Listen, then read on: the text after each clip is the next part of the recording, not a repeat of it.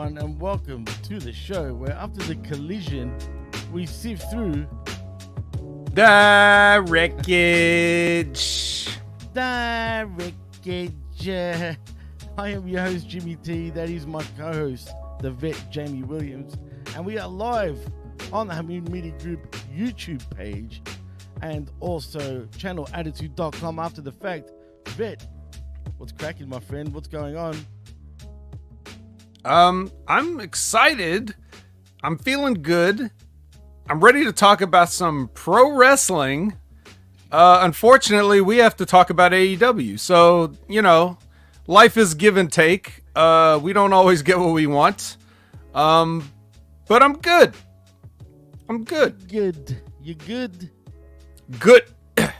As Booker T would say, I'm good. That's G-O-O-D-T. Good. You're a character, man. Yeah, I mean, look, I'm not gonna lie, it wasn't that pleasant this week. I felt like AEW, and like my name says here, I mean, what the fuck is Moxley these days, dude? Is he like a terrorist? What is he? I'm terrified. Terrified I'm gonna have to watch one of his matches. Holy. Oh man, I'm just confused. I don't know if he's a terrorist. Is he a ninja? Is he a thief? Is he I have he's no an idea owner anymore. Oh, that's right. That's exactly what he is. And a He's champion. owner. And that too. Doesn't feel like he's champion. That's a conflict of interest. Sure is. It sure is a conflict of interest. But Moxley, do your thing, my man. Let's get into some news, shall we? Because this is a little bit of an interesting tidbit, actually, Vet, because a morsel, sure if you will. Well, it's about Samantha Irvin, first of all. Oh. You know, and about her departure from WWE this past week. And I'm sure you've seen this all over the interwebs. Nope. But apparently, no, you didn't? Well. Nope, I don't see things. Nope. It's better that you don't. But apparently, she's complaining to all the fans out there, saying that she never liked ring announcing and wanted to be a manager or a GM in WWE. A GM, huh? Sick. Yeah, well, yeah. She's apparently sick of ring announcing, dude. She didn't want to do it anymore.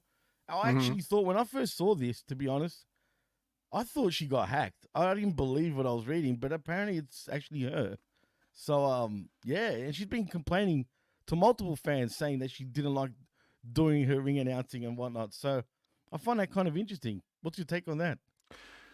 Well, hearing it for the first time, the first thing that comes to my mind is my knee-jerk reflexive reaction is, so you're telling me that a wrestling company puts you in a role that you do not want to do, and they just keep you there. Wow, I've never heard of this. This is brand new in the business. So I'll say this. Obviously, she had a talent for ring announcing. The weird part is not so much a manager, but like she said GM, but usually the GM spot is reserved for like a known person, right? So like, well, yeah, you're not going to just put like some random person as the GM. Even people that were GMs or whatever before were like, you know, like a Mike Adamle, but like you knew him from other things. Like you, right. it just, you don't just put a person, like, I don't just, so like that'd be like me going to OVW saying like, man, I hope they make me the GM instead of Teddy Long. Like, no, they're not. They've got a list of people they would get to ahead of me. So that part is weird if she really said that. Now I'm taking your word for it that she said GM because well, I can quote her right now exactly what she said. So get okay, this. Yeah. This is what she had to say. She goes, "I don't like announcing," and she says, "I'm serious about this. Announcing was only supposed to be my way." And I'm not hacked. And yeah, see that when I saw that, sure. I felt like she was hacked, dude. But okay, she wasn't. You know, announcing was only supposed to be my way in.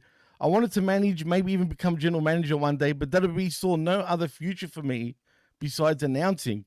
I love watching the action, but I don't love being an announcer.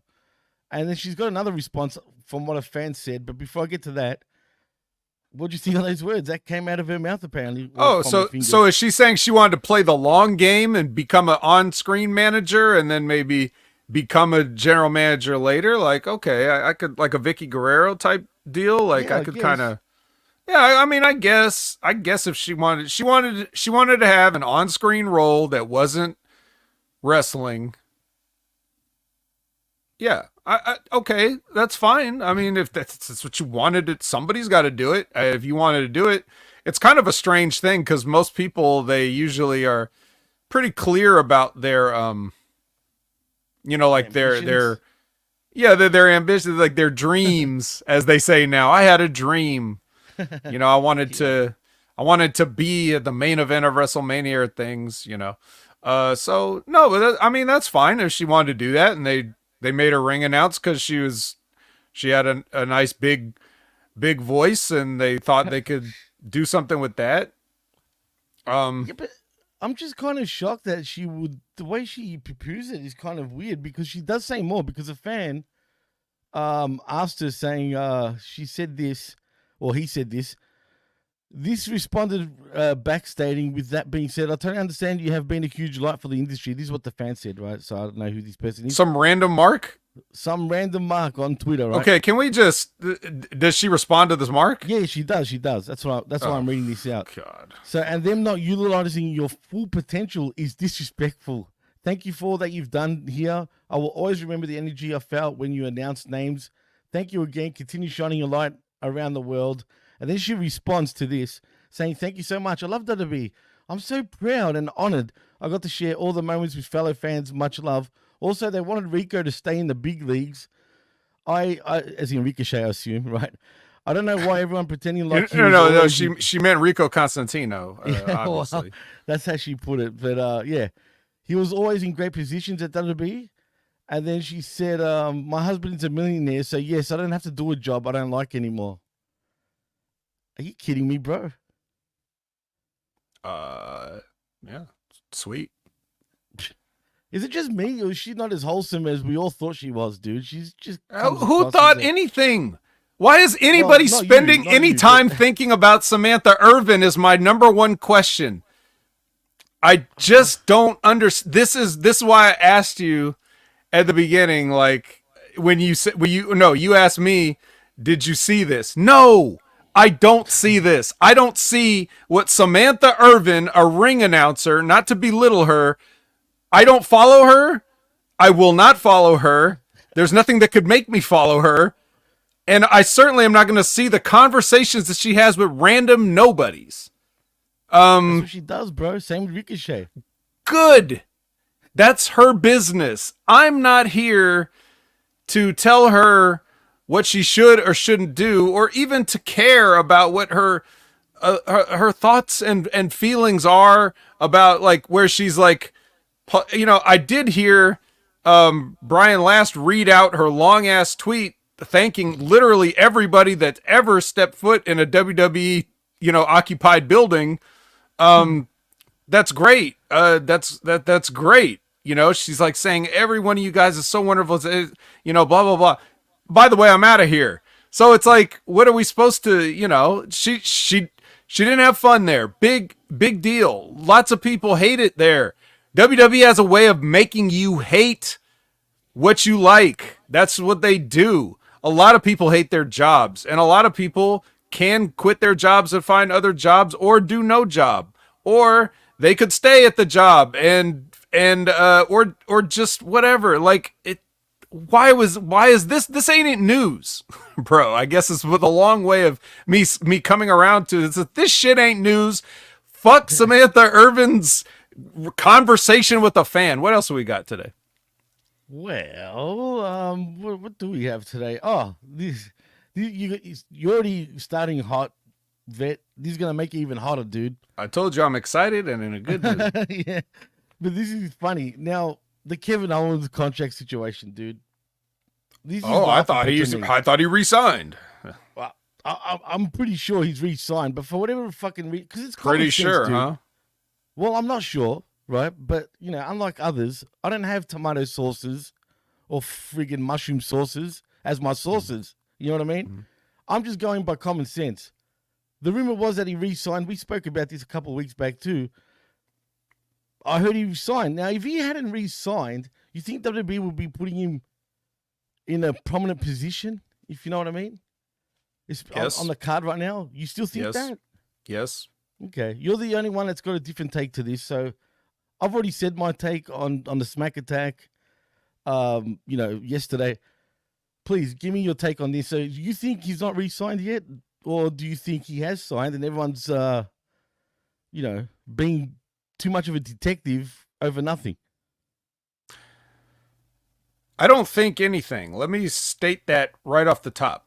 Because again, much like Samantha Irvin and her conversations with fans, I don't think about this stuff outside of when we're talking about it on the show. So I don't sit around and wonder, oh, I wonder if Kevin Owens is going to resign. Oh, what if he doesn't? Oh, is he going to go to AEW? I don't care. Let me make my position on this perfectly clear, okay? When you see me live on YouTube or Twitch for Hami Media Group, what I am primarily here to do, and I can give you takes on these things if you like, but what I'm primarily here to do, my mission is to talk about the product they're selling you. It's not, I don't have any personal interest in outside stuff. So, you ask me, do I think Kevin Owens has re-signed or not? I don't think. I don't care. I will find out like everybody else if he just never shows up on WWE television again. I'll be like, I guess he didn't re-sign. And when he shows up, if and when he shows up in AEW or anywhere else he says, I say, I guess he showed up there and he signed with them. That's as far as I think about it. I do not prognosticate on these things. You ask me, why would they use him in a prominent position if he's not re-signed yet? Exactly why they would do that? They're trying to entice him to re-sign. This is their way of like, oh, look, Kevin, look how we're using you. Don't you want to re-sign and stay with us? Like, it's their way of like, the donkey and the carrot. They put the little carrot in front of him. They want the donkey to keep pulling the wagon. So if the donkey doesn't want carrots anymore, then it doesn't matter what they dangle in front of him. He's not going to stick around. But that's the thing. Wrestlers and people, even in prominent positions, they still think like marks at times in their own way. Maybe they don't think like the person that's, trying to clout chase Samantha Irvin, but perhaps they think in a different way of like, well, like it's like when somebody's like, saying like when Randy Orton is like fucking up and failing drug tests and getting in trouble with the police and whatever, all bullshit and, all the shit he's doing. And they're like, well, let's push him because maybe his attitude will straighten up. Like we got to, They think like that. Like people have thought like that in the past. Like the management will be like, well, if we give Kevin Owens a nice push, he'll be like, well, why would I leave this? Why would I, yada, yada, yada. That's how they think. And whether Kevin Owens will fall for it or not, that depends on how big of a mark he is. So that's why they would do it.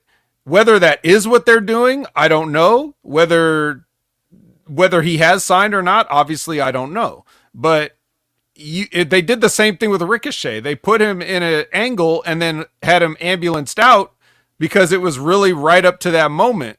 And they left it open-ended to where it was like, well, if you re-sign, we could turn this into a big comeback angle. And if you don't re-sign, then you get ambulanced out and whatever. So it was a win-win for WWE. But I think you're going to see stuff like that going forward rather than the old regime where they'd be like, oh, well, let's just starve him out and then cut him. I don't think they're going to treat people like that. I think you're going to see both sides trying not to necessarily burn bridges because you just don't have to be an asshole anymore. It's just not necessary. There's no reason to, it's one thing to do a job on the way out, but it's another thing to just, that'd be like, oh, Kevin Owens is leaving. So this would have been like, Kevin Owens is not going to re-sign, so we're going to pull Apollo Crews out of nowhere and just have him go over. Stuff like that. That's the kind of stuff they would do that blatantly didn't make sense to embarrass you at the highest possible level. Not like, oh, you're going to get a Saudi payday with Randy Orton, and then, that'll teach him. You see, it's like, you see what I'm saying? Am I making sense with all that? No, absolutely. I'm just listening to what you have to say, man, because this is interesting to me. It's a completely different take. So, yeah, please, continue on. There's nothing to say. I finished. Well, see, you've got me. You've left me so conflicted now. Now my mind is going sort of to the right instead of the left. I don't know what to think now. Me personally, I think he's re-signed. But then again, you actually hit the nail on the head with WWE and the way they do business now, especially with their unsigned talent, if he's unsigned. The thing is, they've done this one too many times with KO. You know what I mean? Like, way too many times. And Canada Spaceman, is my mic loud enough now? Just quietly. Anyway, and I think he's done. If he hasn't re-signed personally, then I think he's done. Really, because there's nothing for him to do. They don't look at him as some like main event-esque talent. Yeah, they do in some ways with Stone Cold when they had him in the main event and whatnot, but they don't look at him as champion material. He wants to be champ again. Do you know what I mean? But not a secondary belt. And I think this is just all smoke and mirrors, you know what I mean? Like with Kevin Owens, all the time. Is that a Cody reference? Well, he can be. Yeah, the smoke and mirrors. Hey, fun fact about that. Did you know the song, the Smoke and Mirrors song with Cody, and his current song is the same band? Oh, my goodness. And it seems like people are still going hack crazy. It's his nickname, folks, just quietly. I explained this even on the Smack Attack. Everyone was annoying everybody about hack. Hardcore hack. Oh, my God. Do we have to talk Since NXT. All you gaslighting? Hey, I got the heat, too, on Smack Attack. And I had to settle it. Okay, it's his fucking nickname that he was known for even long before WCW. But anyway. Right. Which there's never been any record of that I heard up until that day. But, hey, everybody's an expert. So, anyway, never mind all that. Let's just say I'll just say this about Kevin. Okay, look. Here's your options. You can stay with WWE for a lot of money, or you can leave WWE and go somewhere and get a lot of money. But you're not going to be doing nearly what you would in WWE. And let me tell you, it's got to be, no matter how much money you're making, it's got to be deflating to go into a place that has no creative direction. And if there's one thing that Cornette has taught me about Kevin Steen over the years, through all his podcasting and anecdotes about Kevin, is that he complains about a lot of stuff regarding creative, and he is not going to be happy being directionless in AEW or just being another weird cog in the wheel to make a big debut and then be forgotten about. So I really don't think, and like I pointed out the last time that we talked about this, just because your friends work at McDonald's doesn't mean you have to leave a great job to go work at McDonald's because your friends work there. It doesn't matter where your friends work. If they're your friends, they're your friends, and you guys can work at different places, just like basically everybody in life does. Not everybody just works at the same job as all their friends. That doesn't happen. I don't know why people think in wrestling it just has to be that way. So, but if he really does feel like that, I don't know what to tell you. Triple H loves Kevin Owens, and I just don't see how. No matter everybody can't be the champion. So whether he's figured in as like a literal, top of the card champion, or if he's just always working with top of the card guys like Roman, Randy, all these people, you don't see Kevin Owens working at the bottom.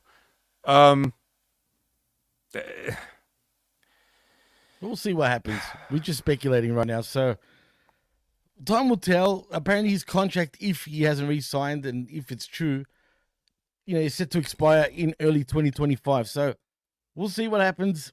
And I love how everybody knows things about the contracts, but never the specifics. right? How many? Well, guys no, got that's who I'm talking about. You got your sources. All these guys have their sources, and their sources are only telling them so much. And even if you thought that was true, so like his contract is up in January of 2025. Well, if you know that, why don't you tell me what day it runs out? You don't know because they won't tell you. They decide what they want you to know, and that's what you have to go on. Like, you're just going to have to accept it. If you're working as a wrestling journalist, you're just going to have to accept that you get half-ass information from the people that you talk to, however high on the totem pole they are. They're only going to give you so much. So you would think if everybody knows, oh yeah, I know that Kevin Owens' contract is up January 2025. I don't know how much money he's making. I don't know what the actual day of the month it is that it runs out. And I don't know any of those things. I don't know about any of the options that he might have, but I know that. I know the month. Subscribe to my website, $9.95 a month. Yeah. $19.95 my Patreon. Yeah. Hey, look, you're right again. I mean, shit. I don't know the day. I'm always right. I'm the best in the world. Everybody knows that now. I should have introduced you as that. I was meaning to do that. Actually, and I thought about it last week. Next time you watch, I've got something for you. But yeah. But unlike me having microphone anxieties and shit like that. But anyway, look. Every time I think one way, like I said, you set me straight. So. And I know you love this TMZ style of news because if you notice, this shit's becoming, I don't know what the equivalent magazine is, say, in the States, but there's a magazine here that women love reading, for example, called Women's Day, right? Or it used to be around. It's not around anymore. But it's all about bullshit, Hollywood bullshit stories. You know what I'm saying? Like, we have multiples garbage. Of those. In Touch, Us Weekly. All that, like all that crap. People, if you want to say that. Oh, People, yeah, absolutely, right. This is what the news, the wrestling news feels like now of today. It didn't feel like that 20 years ago compared to now. Do you know what I mean? Like 20, right? The equivalent of talking about Samantha Irvin's tweet is like when they catch Ben Affleck coming out of the Dunkin' Donuts or whatever, like. It's ridiculous because the next news tidbit I was going to bring up is about Adam Cole confirming him and Britt have split up. See what I mean? All right. Like, damn. Yeah, well, damn. And to be honest, Vet, that's it, man. There really isn't any news thank goodness. matters. It's been pretty quiet. So, really, I guess we can start sifting through shit right now because there really hasn't been much news, man. Like, and I'm not going to bore you with Maria Kanellis and her surgery. I already spoke about all that shit on Smack Attack. Again, it's all. What is it? What is it? A C-section to remove another baby? Nah, funny enough, no. Okay. Look, she might have had a cancerous cyst. She's doing tests. They took it out. It's pretty serious. Okay. And she's recovering right now, but they're doing tests to see if it was cancer or not. So rest well, Maria. And get better quick, I guess. Yeah. Yeah, it sucks that her angle with the other Italian henchman from NXT and Griff Garrison has had to be put on hold for this medical emergency. Where is Griff Garrison? Jeez, man. That's what I was saying. She's on Ring of Honor being like their MILF or whatever, that stupid I don't know. I always skip past that stuff because I can't be bothered, but we are going to go right into Dynamite because, damn it. Deep. Yep. We are deep dive. Yeah, this is so, yeah. Well, and by deep, I mean we're going to dance across the surface. We're not even going to, we're barely going to, yeah. But we get an opening. Yeah, Dr. Jeff Lippman just checking in, even though I don't watch AEW. Appreciate it. You don't have to come for AEW. What you really come for is this, the whole effing show. The best in the world, this guy. E.T. Mr. Sunday Morning. Nice. And Monday night. I actually am Mr. Monday night. I got a show on Monday night and Wednesday morning. I'm Mr. Monday night, Wednesday morning, and Sunday morning. Everything's cool when you're VET. So, opening package opening package on Dynamite is catching you up on everything that's happened with this this new unnamed group. But John Moxley says that, well, I think somebody said that someone's getting destroyed tonight for the greater good. That's a phrase that now as they keep using, the greater good. While they were in the desert, right? Like terrorists in a pickup, You're right. in a pickup truck. Right. Because only that's the only place terrorists can be, in the desert. They couldn't be anywhere else. And to combat the terrorism, we have an army waiting outside the building at Dynamite. They're in the parking lot with weapons. Everybody's ready to receive their new owners.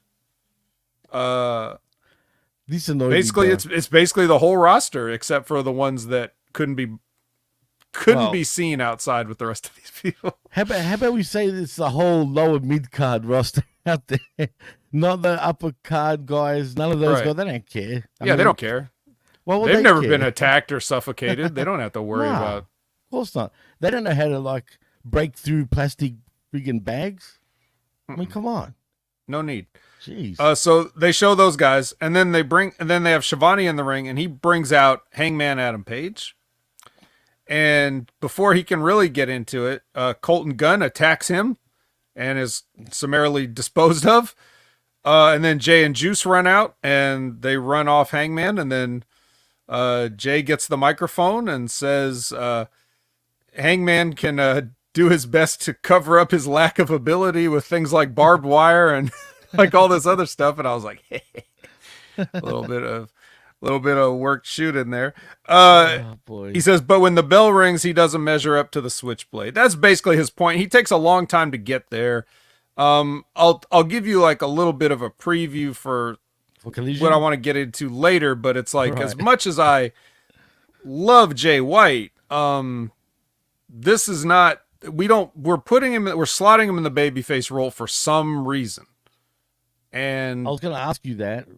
I don't know why they think it's good, but I guess it's just because it's Hangman. Because if Tony sees a program with Hangman and Jay, then Hangman's the one burning people's houses down and getting unhinged.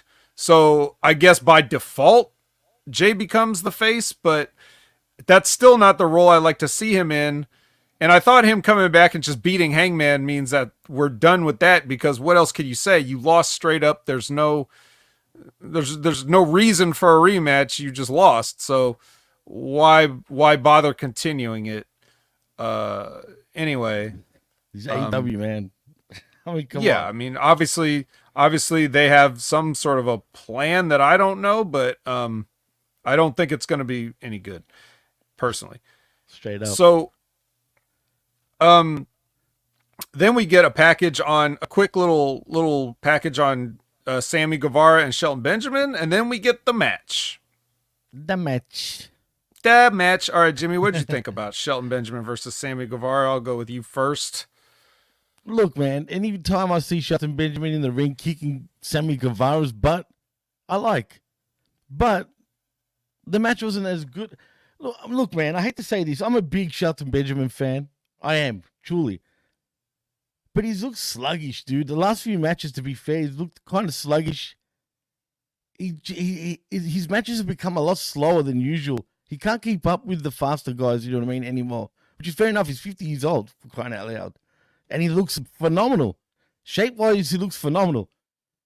In here, though, is he up for it? I'm not sure, man. But I'm loving his presence. I'm not really loving his in-ring work at the moment. But it could be rust. I'll give him the benefit of the doubt still for now. I'll give him another couple of weeks. But we'll see.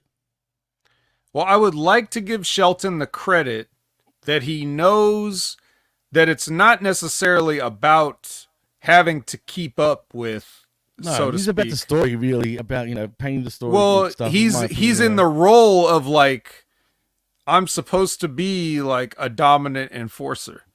Right. Like, I'm the, like that is it. So I think he wants to still showcase some of his athleticism, but I also think that he's reining it in a bit. I think he could do more then I think he's basically what I'm saying is I think he's doing what he's doing on purpose, not because he's trying to make up for the fact that he's 50. I think Shelton at 50 is at least as good as most of the guys in their 20s as far as like athletic stuff. I just don't think that's what he wants to do because everybody else is doing it. And why should he? But what he's not doing, and this may not be up to him, but what he's not doing is just running through these guys in a quick fashion, which is supposed to make him seem like a deadlier, person. I know that AEW is used to giving guys a little more of a back and forth in their matches, but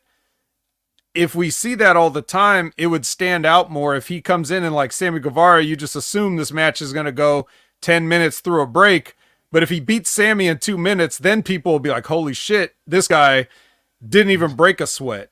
Not only are you protecting Shelton, but you're also like enhancing the story that you're trying to tell. So if he just like you see Sammy Guevara try to get some shit in at the beginning, none of it works, and then he just gets shut down and power slammed, and then we move on. That does a lot more. As it was, they just had a long match. The positive benefit of the longer match is that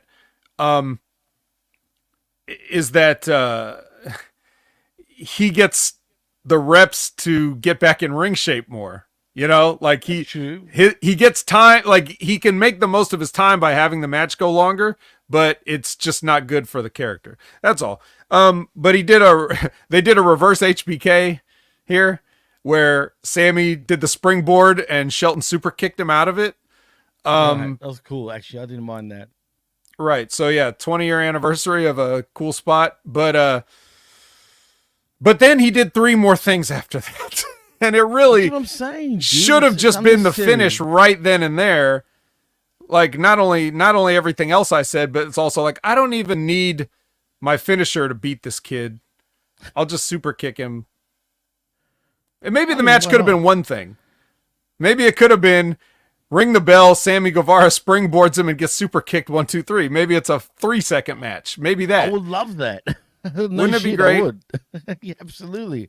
You know what, man? So, shouldn't they be actually making a real statement where they like, look at what Moxley's doing, for example.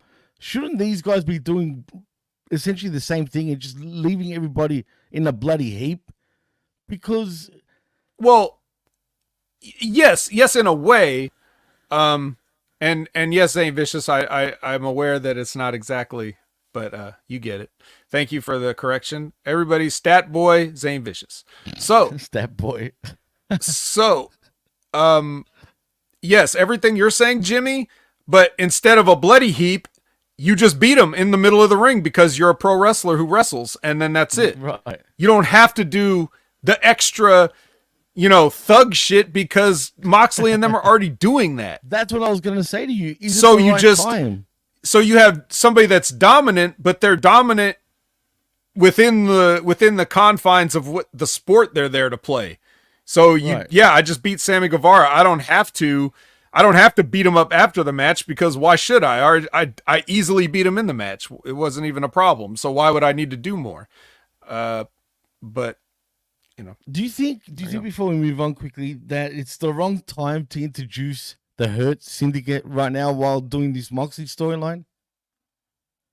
Everything's the wrong time during this Moxley storyline because this Moxley storyline doesn't make sense, but we'll talk about it more when we need to talk about it.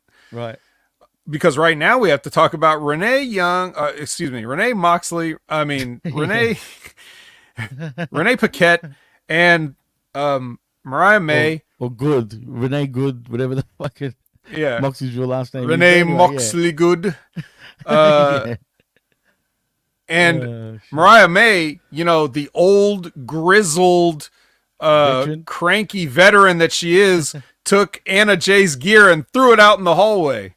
JBL style. Yeah. She's such a bitch.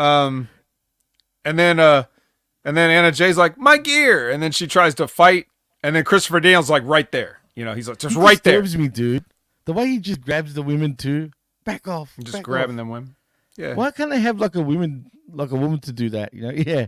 I don't know, man. Maybe because of his age. I don't know why I get these weird thoughts. I'm sure he's not thinking that way. I hope. But it just looks weird. He overacts, man. He cannot act for shit. I hate it, dude. I didn't see him running out there to get the plastic bag off Danielson's head any of the times. Yeah, but whatever. Yeah, whatever. Just Jeez, but don't let these women get into a argument in the hallway, because holy, absolutely not. That's gonna ruin everybody's day. Well, that's kind of true. Yeah, kind of. All right, then we get a package on Kyle and Will's friendship, and then Shivani brings out Kyle and Don Callis, and surprise, Jimmy. Kyle Fletcher cuts a promo and he blames the fans. I couldn't believe the revolutionary, pioneering storytelling that Kyle Fletcher exhibited in this promo, where he said, all you fans didn't believe in me. You liked Will Ospreay, all this other stuff. I've never heard that. I was thinking as I was listening to it, God, why is it taking over 100 years for somebody to cut this promo? I just can't believe it. Not just that. Have you ever seen someone shave their head right after cutting that promo that no one's ever heard of before? I mean, come on. Beautiful. Or is it like this? Absolutely. Wow. I had a hair in my mouth. That's what it. Dude, this until the moment where he takes the clippers and shaves his head while he screams into the camera, I'm nothing like you, dude, bro. Repeatedly, yeah. Right up until the moment that he was doing that, and maybe even after that moment, this was like a Raw or SmackDown WWE promo from like 2017 or so. You know what it reminded me of? Actually, Serena Deeb and the Straight Edge Society. Remember that? Why? Because she got her head shaved? Yeah, same old. I mean, nothing's different. But why did he have to shave his head? Is Ospreay a drug? Does he need to cleanse himself from the Ospreay drug? No, because come on, bro. Because like I've been saying for weeks and weeks. Apparently, you haven't been listening, but I've said that the whole thing was when Will Ospreay came in the company, Kyle Fletcher had to change his haircut. Oh, because Will Ospreay had the same haircut. So he's like, hey, you're not over enough to have this haircut, bruv, so you got to do this other bowl cut thing. You fucking said it, and we're having a laugh. The bowl cut, right? And you know what? Again, is that a coincidence? Did they hear? Remember, Kyle Fletcher had the middle part with the little curly, look. Yeah. But I don't believe the toupee look. Again. Looks like a toupee. These kids these days with their hair. Looks like when people used to wear obvious toupees back in the 80s and 90s, and we would laugh at them. It looked like Kurt Angle with the chin strap toupee. Like that's how their hair just normal. That's how they cut their hair on purpose now. Well, Jeff thinks he's becoming Don Callis. Hey, all right. Wouldn't that be funny? I would love it. Anyway, moving on. They show a little footage from Maple Leaf Pro Wrestling. Scott D'Amore's new promotion up there. And they show Ricochet attacking Takeshita, just like he warned him. I could show up anywhere. I could show up, at your doorstep at Maple Leaf, whatever. And then we get Leaf. Yep.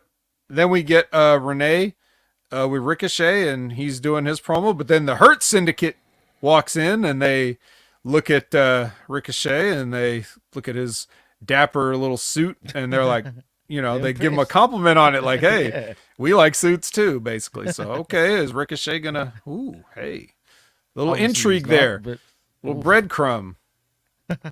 He's such a bad actor too, Ricochet. Did you see the way he's just pondering after that, looking at the card, looking back at the camera, looking back at the card? Like, what do I do? I wonder. Oh, damn it, man. Yeah, I like him. He's nice. He's a nice boy. I know you like him, but come on. Yeah. Well, you got to look at the card. I mean, it just says MVP on it. Hey, come on. Hey. Let's talk about some other guys that the Hurt Business might be interested in. Mr. GMSI and Lance Archer versus, I guess, what did I write down here? The Agony Raiders Experience? Don't even ask me what their names were, because one had a Spanish name. The other two, I have no idea what the hell they were. But this... I'm sick of the restart and start and stopping bullshit. So now No. This is a start. Here? We're in. Okay. Pedal to the metal now, Jimmy. Yeah. Oh, yeah, right. We'll see. No more stopping. We'll see. We're yeah. We're in there. Actually, my note for this match was this is how short Shelton should go. Right, exactly. The length of this match. They just come in to kill somebody. And I don't mind if these guys beat the guys that are rarely ever seen sometimes on Ring of Honor. I don't know their names. I don't even think they got a graphic on this episode. But yeah, so yes, those are the only guys that, Brian Cage and Lance Archer can beat, but that's why it would be such a statement if Shelton was to beat a name like Sammy Guevara. So that's why I think it works better that way. But, all right. Chucky T appeals to Orange. Get it? Appeals to Orange? Yeah. That's a good one. I like it. He's like, hey, Orange. Yeah. Hey. Yeah. Now that one you could hit a rim shot on me, but I did on purpose. Yeah, but basically Chucky T's like, hey man, they need your leadership. You're Orange Cassidy, and he's trying to, whatever. Anyway, next is Ladder War with Chris Jericho versus Mark Briscoe. Wow. I mean, Jericho's a piece of shit, vet, straight up. I'm just saying.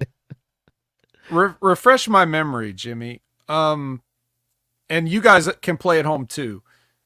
Especially Zane Vicious, the stat man. Did I say Chris Jericho's just going to win this belt so that he could drop it back for like a trilogy match or something? Yeah, we both said this. We called it. We're shaking our heads. But, well, look and behold, it happened. It friggin' happened. I don't like it. We don't need this idiot. Yeah, I said idiot. What is he? What was 9 again? Noave, whatever the hell it was. I don't need to be hearing all that shit. I don't need to hear this shit, bro. He doesn't need the damn belt. I don't care. You know what I mean? I hope Briscoe gets that belt back in 2 weeks max. But that probably won't happen. Well, let's see what happens because... well, let me tell you guys what happened because I know some of you guys didn't watch it. So, Brian Bekeith tried to get involved and he was neutralized. And because it was, Rocky came out with a kendo stick and hit him trying to cheat. And I was like, do I disavow this whole match now because he brought a kendo stick out? But then I was like, well, no, we can just disavow Rocky Romero. So none of this ever happened. It was a clean match until Big Bill came in and chokeslammed Mark outside the ring through tables that were previously set up. And then he picked up Chris Jericho's dead body, who had gotten a J driller earlier, and carries his dead body up the thing, pulls the belt off for him.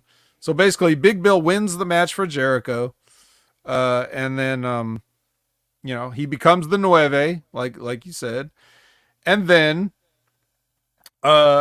randomly, well, not completely randomly, but the way they did it was like randomly. Tomohiro Ishii's music plays and then he walks out. That is random, actually. I didn't expect that, dude. Straight up. Now the reason it's not random is because the last time we saw Ishii, they beat him up so that he could go back and do another New Japan tour. But now they're doing a Best of Super Junior Tag League, so they don't need him, so he can come back and work some more US dates.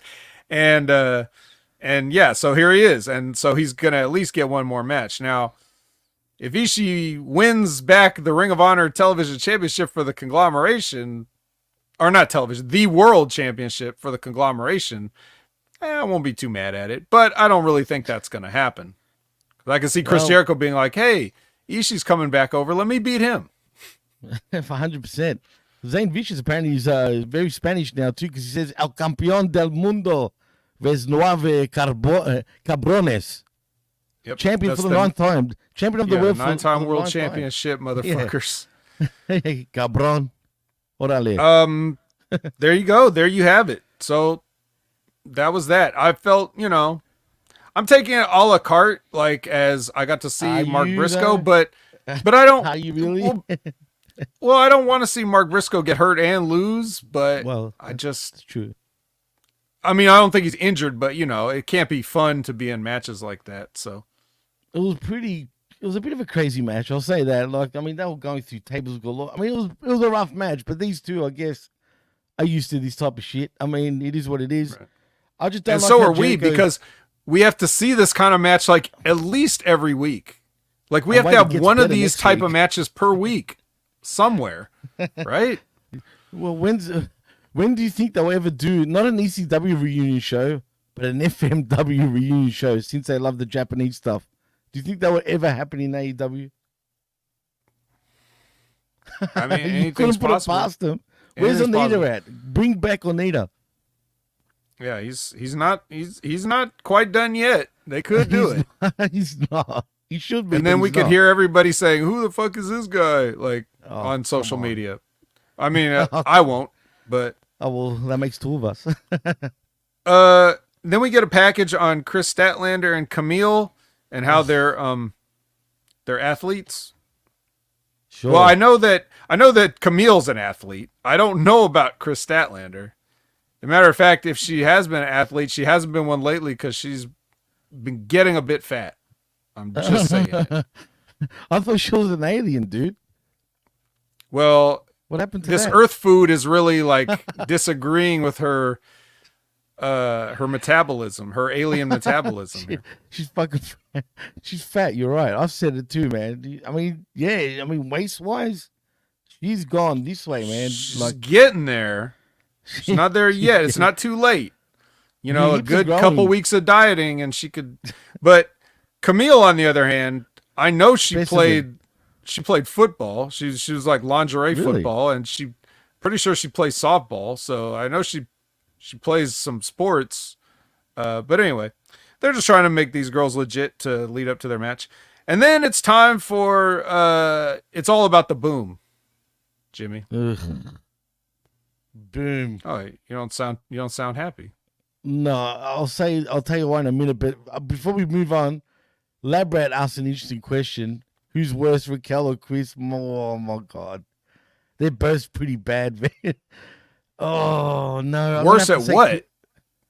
Just everything. That's the thing. Are you talking about skills, or are you talking about present, like Skill wise, physique or what? Statlander's the worst. Is worse probably than Raquel Rodriguez, and I hate Raquel, but yeah, I'm gonna have to go with Chris.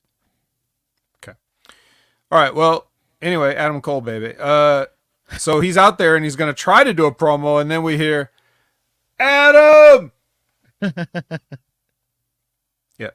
So the guys come out. They're all friends because they did the devil thing, and devil even thing. though if you remember the storyline, these were the guys that Adam Cole was like, dude, I got to go get surgery, but Roddy kept him at the house, Yeah, making him like a like do slave. errands for him with a broken foot. And he was like, guys, I got to go get my surgery. Like for like 4 weeks, he was like at Roddy's house saying he has to go get a surgery. And then, Roddy just kept faking his broken neck thing, and they were doing that. But forget all that. Don't remember it, even though I just He was reminded also- you. Do you have your was also- neuralizer ready, Jimmy? Because I do right here. Bang. Where is Okay. it? There it is. Neuralize. He also used to make peanut butter. That's a good one. He also used to make peanut butter and jelly sandwiches for the Undisputed Kingdom. Yeah. Remember that Yeah. crap? Yes, I do. That was good God quality damn. television right there. Storytelling, Great. if you television. will. But anyway, Max is on another video, like last week, and he's just mailing it in. He's literally What the hell's mailing it in. this shit? getting a massage this time. And then he does the thing, and he even references how much of a meme it is that he's who would have thought you would have had to jump through a series of hoops to get to me, because they always do this. But anyway, he says that if whoever is the first between Roderick Strong and Adam Cole to win 3 consecutive matches, they get a match with MJF at Full Gear. Woo. And Kyle O'Reilly's watching this on the monitor. They need to show that for some reason. So, what date is Full Gear? Full Gear's in November, isn't it? Yeah, but like, what's the date? I'm pretty What sure is this, it's Kevin around Owens' contract? What's the date of 2021. Full Gear? It's about 2021, I believe, or somewhere in the middle anyway. I'll double check on that. But yeah, it's still about a month away, maybe just a bit under. Right. So just the amount of time for these guys to have 3 matches. I was right. November 23rd. It was towards the end. Yeah. 23rd of November. Thank you, Zane, numbers guy. I see it now, but I looked it up myself. But yeah, true. So he's saying that the first person to win 3 consecutive matches. Well, doesn't that depend on when the matches get booked? I guess. Like, I mean, well, the only fair way to do it would be you have to have the matches at the same time. So we need to bring in the 2 rings, like for the blood and guts. no. And have them both have a match at the same time, because No. it's got to be like a beat the clock thing, right? Because otherwise, the first person to get 3 wins is just going to be the first person to get booked in the 3rd match. Oh, that's stupid, dude. Unless they so lose dumb. a match here and there on the way to put a speed bump in things. A speed bump. This needs a bump, period, dude. Yeah. Zane Vicious has a wonderful question. Do y'all watch the show or do you skim See. through it? Why don't you just ask the question you really want to ask, Zane? Instead of Zane. your one-word answers and your rhetorical questions. Why don't you just He's being ask a what you really smart want to ass, too. ask? Yeah. He's been With your picture of being the a little Rock. smart. Yeah. First of all, Zane, we have to talk about 3 different shows in one show. And what do you want us Yeah. to do? Sit here for 10 hours? God damn it, pal. Yeah. Coke So bump. anyway, Oh boy. yeah, so this is bullshit anyways. But whatever. Let's skim Renee, it. Skim it for Zane. yeah, no, that's I mean, it's let's put it this way. Yes. The show plays out. How about that? At least for me. I can't speak for Jimmy, but when AEW's on, the show plays out for me. So make of that what you will. Renee is with Jamie Hayter, and she's responding to Penelope, and she's like, "I'm here. Where are you?" Call it that. Oof. Yeah. I know you are, but what Sounds am like I? Yeah. Well, we see her later on, or not later on, but 24 Yeah, hours later. somewhat later. Oh no, a few days later. Sorry. Right. Okay. Now this is the exciting part: is House of Black in a trios God. match against the legendary team of Kevin Koa, Jaden Monroe, and Parada de la Muerte. How's that for watching the show? Parada de la Muerte. De la Muerte. Oh, de la Muerte. The Pirate of Death Oof, for you non-Spanish speakers. I nearly died just hearing that. Jesus. Yeah, exactly. It's Halloween. It's Oh the my season God. for almost dying. Well, it's true. Oh man, Bro, I have to just say this. So I've talked on here about guys with fake tans and how ridiculous they look, right? Like, if you're gonna, first of all, if you don't want to get a tan in the sun for whatever reason, that's your choice. However, can you please get the full body spray tan thing where you go in the booth and they spray you, right? Do not put it on yourself with the bottle and applying the cream yourself. Can you please not do that? And furthermore, the guy that got beat in this match, whichever one it was, he did not look tan. He looked jaundiced. He looked like he was going to have liver failure in the middle of the ring because he was like yellow. Like he looked like the guy from Sin City. It was disgusting. Really? I actually didn't notice that. I didn't notice that, but now that you said it, Go back and I'm watch actually it. worried about him. No, really. I actually want to see that now. No, I'm sure it was just he had even shittier bottle tan than everybody else. But the point is, get a professional spray tan if you don't want to use the sun. Okay, please, just please, I'm begging you. And this is me talking. The guy has no tan. 0 tan. But I ain't on TV. I'm just on YouTube, so it's good. Where's that match? I just want to see the look of him. That's all I want to see. Oh man, it's not even on YouTube, I don't think. Oh no, yes, I'm sure Don Stevens pulled it all down by now. There's no chance. No, I found it. So but there's a commercial. I'll get back to you on that. So after the match, Buddy Matthews challenges Adam Cole. So Adam Cole's already got a challenger, right? So he's man, he might be the first to 3 at this rate, because I don't even think by the end of the week Roderick Strong got an opponent, did he? Maybe he did. That's a cliffhanger. You guys will have to stay tuned to find out. Right here on The Wreckage. Wreckage. So Renee's jaundice. So Renee's back. That's not tan. I'm just saying, that's not a tan, man. Sorry for cutting you off, but that shit ain't a tan. But anyway, please continue. Can you put up a still just so the people can see? Yeah, absolutely. We probably won't get canceled, right? If we just put up real quick. No. As long as it's still, it's fine. So I'll quickly put on pause. Put up real quick, like 1 second, and then pull it down, and then they can, when the show's over, they can go back and they can pause it and see. Dude, this guy's got liver kidney problems too, but these two in the middle there, they've got issues, bro. Can you see that, by the way? Yeah. Okay, that's enough. It's hard to see from this. It's hard to see from this light. In this light, they almost look normal. But anyway. No, they look yellow, bro. Trust me. Take it down. Looks yellow. Yeah, so Renee's backstage and she says to Adam Cole, like, "Hey, Adam Cole, what do you think about this buddy challenge?" And he's like, "Yeah, what do I think about this buddy challenge? Hey, I'm gonna go ask him right now. Hey, buddy." And then Adam Cole goes up to Buddy and he's like, "What? You got a problem with me? Why you want to fight me? Like, what's your problem?" And he's like, "I just want to prove one point." He's like, "Oh yeah, what's that?" "That you're fragile." You know what's sad though? That was a bad promo. First of all, that you're fragile, right? If you can call it that, yeah. 2, Cole's gonna beat him, right?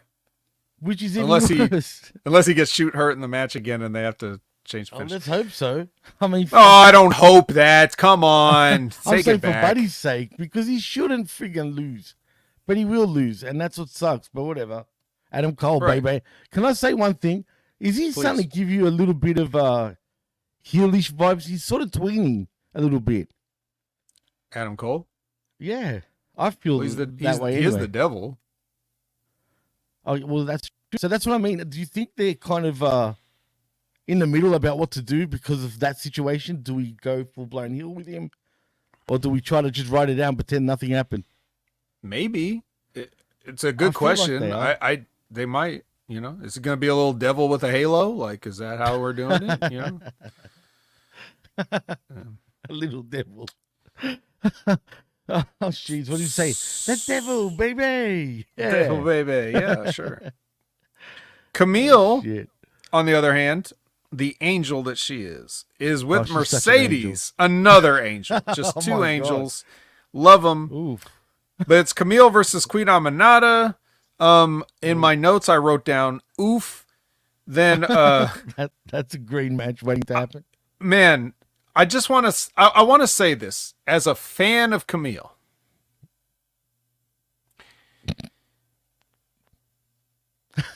Anybody that's come on. Actually, you know what? I'm not addressing Camille. I'm not addressing Camille. Wait, just give me a second. I'm not addressing Camille. I'm addressing the people that work with Camille in the ring, her opponents, the people she works with. I just want to give you guys a fair warning. Camille, plug your ears. Guys, Camille can't do your stuff, okay? Like, she can barely do her own stuff. She can't do your stuff. So, like, if Queen Aminata's like, yeah, I want to get in my, like, spinning, tornado, head scissor, whatever thing, like, she can't do it. She can't. She's got 3 left feet. She's not going to do it. So just keep it simple. Your job is to get beat by Camille do it in the simplest, safest way possible, because she's not going to be able to pull off your stuff. You can't get your shin in every night, guys, sometimes, no matter how much you want to, okay? I'm sorry, Queen. I know you're working hard. She's good, man, too. I think she's progressing. But Camille, though, is Camille fixable at this point? She's been around in the business for quite a while now, dude. And she still hasn't improved for shit. And I'm starting to be worried because when you look at her, you think she looks like $1 million, dude. She's going to be one of the best female wrestlers on the planet. But, time's running out. Everyone's running out of patience. It's been many years now, Vet.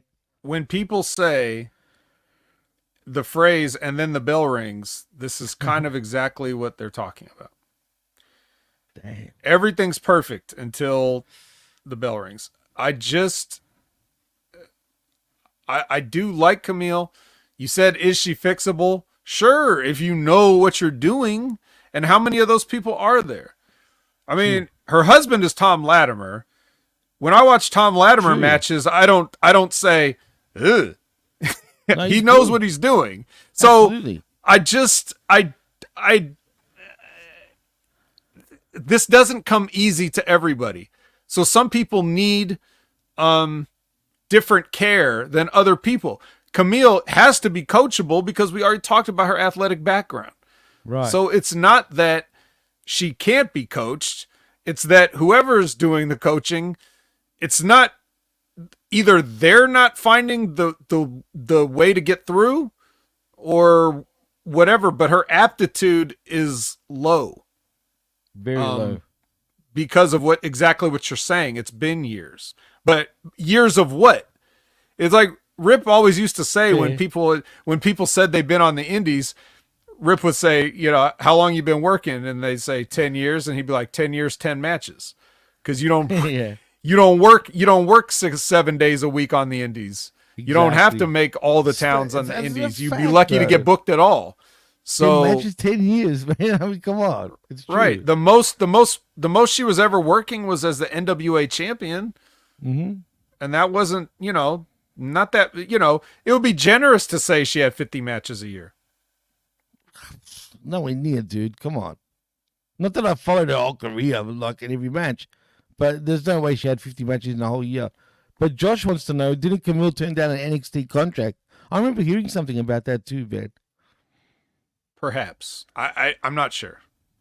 And Jeff actually says, and he goes on to say, I don't think she wants to. She wants a Hollywood career. If that's the case, then get the fuck out. Yeah, I was going to say, because that works out so well for everybody, right?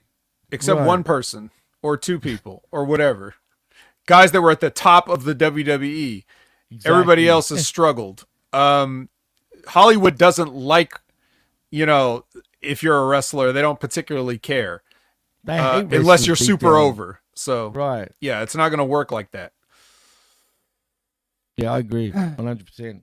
Anyway. Yeah, so, so afterwards, Chris Statlander comes out and confronts both her and Mercedes, and I walked off at this point. I was like, nah. She just got beat up. I walked off. Okay, no shit. I walked out for a restroom break. As soon as I saw Statlander coming, I'm like, nah, that's it. I'm done. Mm-hmm. So what happened? Who beat who up at this point? Was it? No, she tried to Stat tried to go 2-on-1 and got beat up. That's what happened. Good, as she should. Mm-hmm. And Mike Martin says, shouldn't you try to shine while you're on TV to get a movie role? You should, but it's not up to you. It's not like it's not like you can go to Hollywood and to Hollywood. I'll just go to the whole city of Los Angeles and say, hey, didn't you see me with that match against Queen Aminata on Wednesday? Give me a job. Yeah. They don't give a shit. You know that. You know what I'm saying. Well, remember, I think, the Marine. G.I. Jane. The reboot? G.I. Jane. The reboot. Starring in the Marine 15. Yeah. But Colonel, I'm a Marine. Yeah. Absolutely. All right. So the parking lot army is ready. They are ready. Parking lot army. Right. Oh shit. But it's Christian. It's just Christian. So It is they just go, oh, like, oh, we weren't expecting this other guy we all hate. So then you go, Kip Sabian's like hiding between some cars, and then they see him. This is like Weirdo, a comedy dude. skit. Yeah, stupid. That's what I'm saying. I can't take this shit seriously. Is it meant to be a comedy like thing? It's not really though, but that's how it comes across. Oh, it's hilarious. And then they chase him to the ring. They like, so whatever they had planned next, Kip Sabian's running out to the ring to ruin it, and the patriarchy's chasing after him. And then Renee sees Hook, and she's like, Hook, you saw the security footage. Wait, thank you, Miss Exposition. Anyway, he's like, who did you see who it was? And he said, that's right, the scumbags are in the ring. And then, yeah, Hook hits the ring. Bad. And then shocking swerve here, Jimmy. Kip hits the low blow on Hook. Ooh, that was such a swerve, bro. They got me. I didn't see that coming. And then, the patriarchy beats Hook up. They all beat him up. What a swerve, bro. Even I think even the mom kicked him a couple times. I'm not positive. She did. She's such a cow. But no shit. If this is what they call a swerve, which it was in their eyes, it's so bad, dude. Like, do you think Tony sits back there, right, and sees this happening? Right? He's like, look at this. Check this out. Wait for it. Whoever he's talking to. And then, bang, right in the nuts. And he's like, see that? That's a swerve, man. That's a swerve. You think he does that? Probably. I think he's very proud of this. Oh my God. Here's another team he's proud of. It's Daniel Garcia and Private Party coming together to form a trios. God. What a team. What a team, I'm bro. sure Tony is very proud of this. The dancing queens themselves. Yep. God damn it. Yep. So they're facing the Elite, the junior version, I guess. Yeah, literally because it's not Okada as the third man. It's yeah, where was Okada, man? Lil Brooks Jensen. Yeah. And did you notice when Shivani, like when they showed him at the desk, he was doing like Private Party's little muscle dance? Yeah, I saw that. Which looks like, well, you kind of know what this looks like, right? Yeah. He's taking two, man, from each side. I see what kind of party this is. Yeah. Bukkake party. Lab Rat said Diddy party. Yeah. Whoa. Don't mention that name around here. Which is ironic because the finish of this match, they go for Silly String into a small package. Eh? Yes. Small package. Get it? You get it? On Matt Jackson. Matt Jackson's small package. Yep.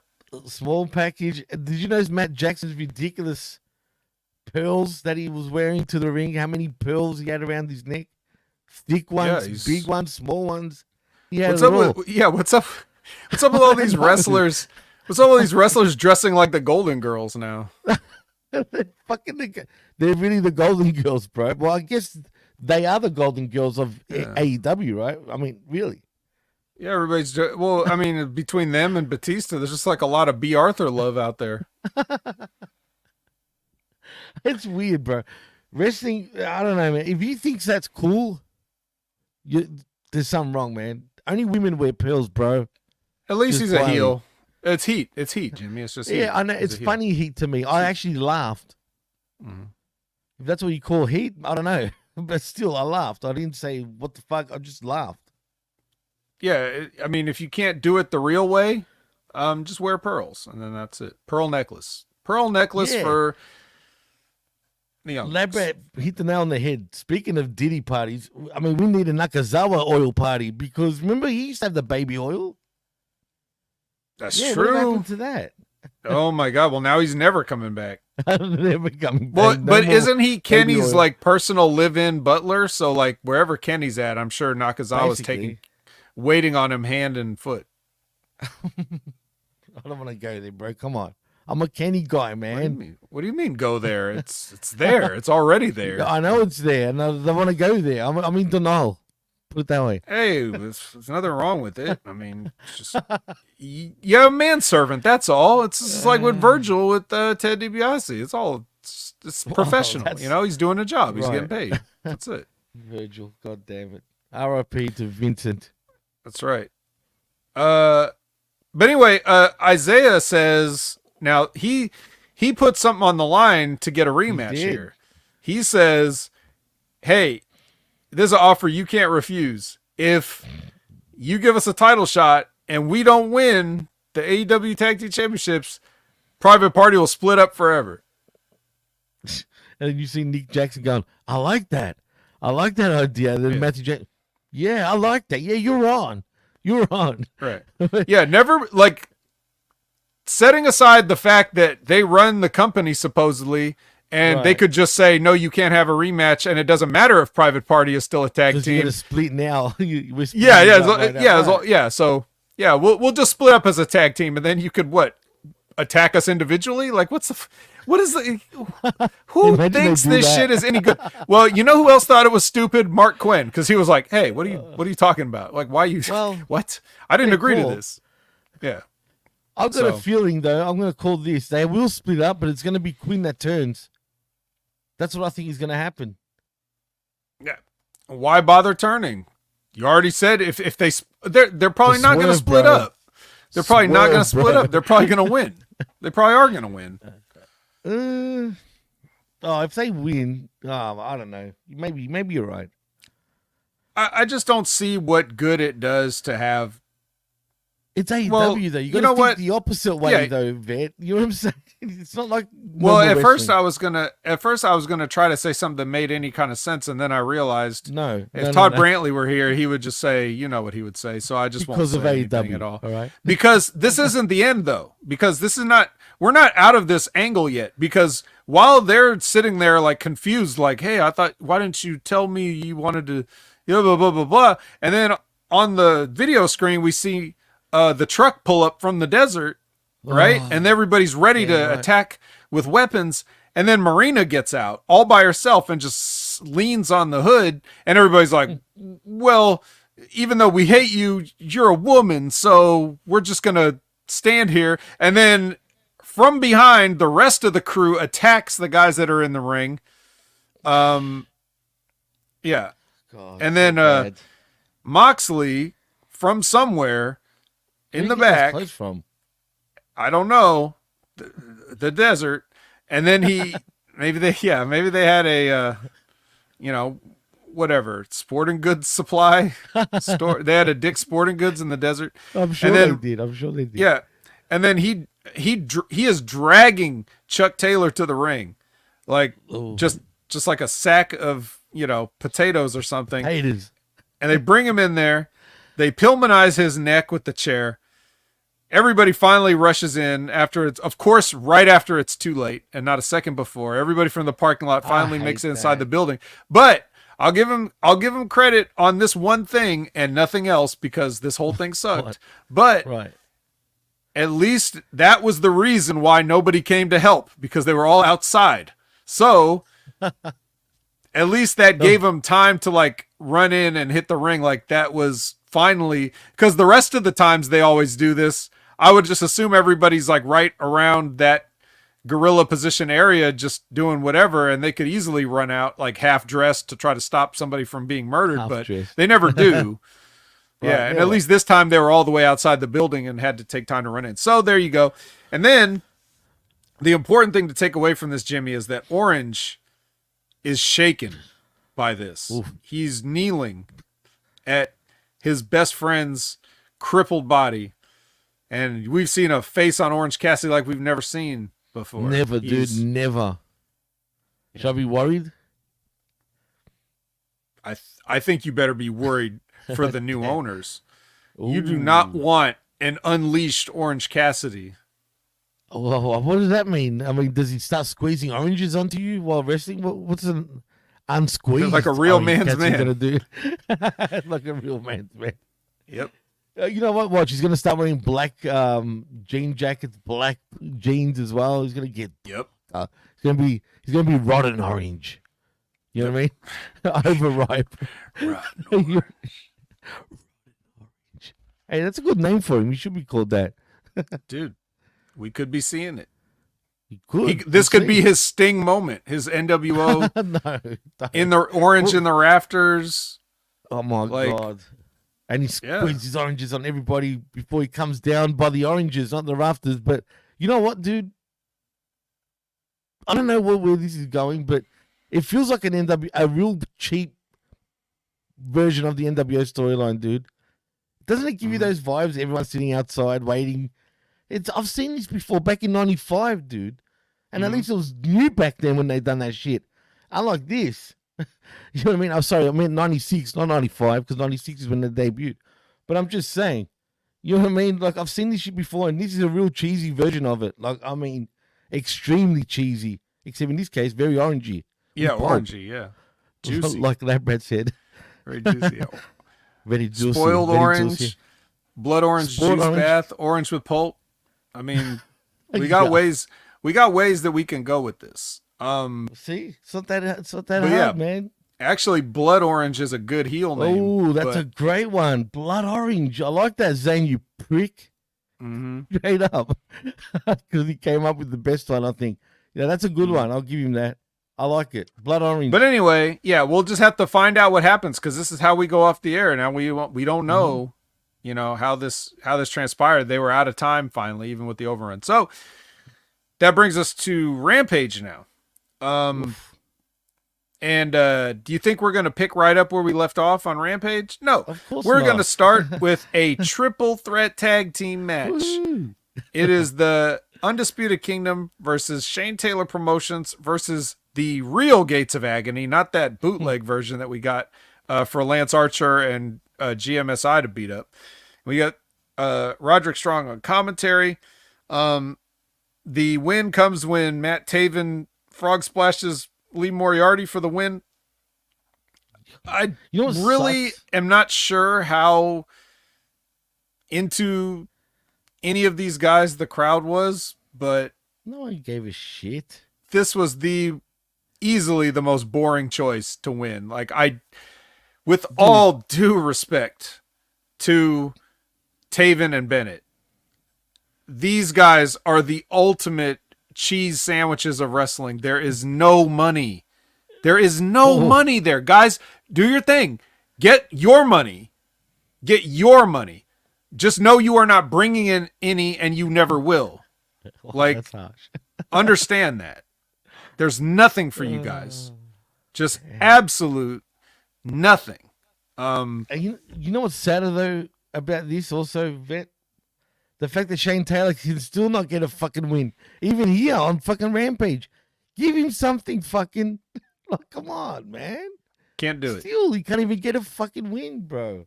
No, Not we even can't on get a win for Rampage. Shane Taylor Promotions. They're just good little hands.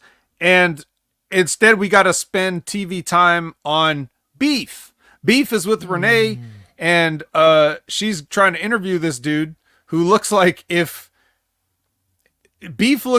you was to look at Emilio Estevez right now, he let himself go for like the past 30 years. Emilio Estevez, damn, what's happened to him, dude? He's Beef now.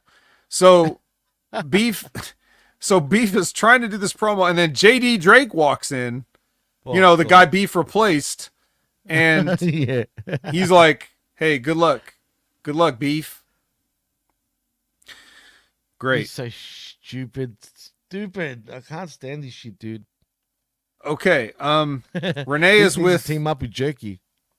According to Team Cooper now. anything to get some flavor. Oh, Undisputed Kingdom with Renee and Mortos. Okay. Mortos. Yep. And they're still like trying to talk to Mortos. Like, what are you doing? And they're like, hey, go out there tonight with Beef and beat him and eat him. And we did get a Beef Mortos match. I like it, yes. But not yet. We're going to get another kind of We're gonna get some lean beef next because we got Anna Jay and Layla Gray. I like lean beef, just quietly. This was a hot match, Jimmy, and I'm not talking about the crowd involvement. I'm not talking about anything that happened in that ring other than just the visuals. Lean beef. That's what I'm saying. Lean beef. Anna Jay wins with the gory bomb,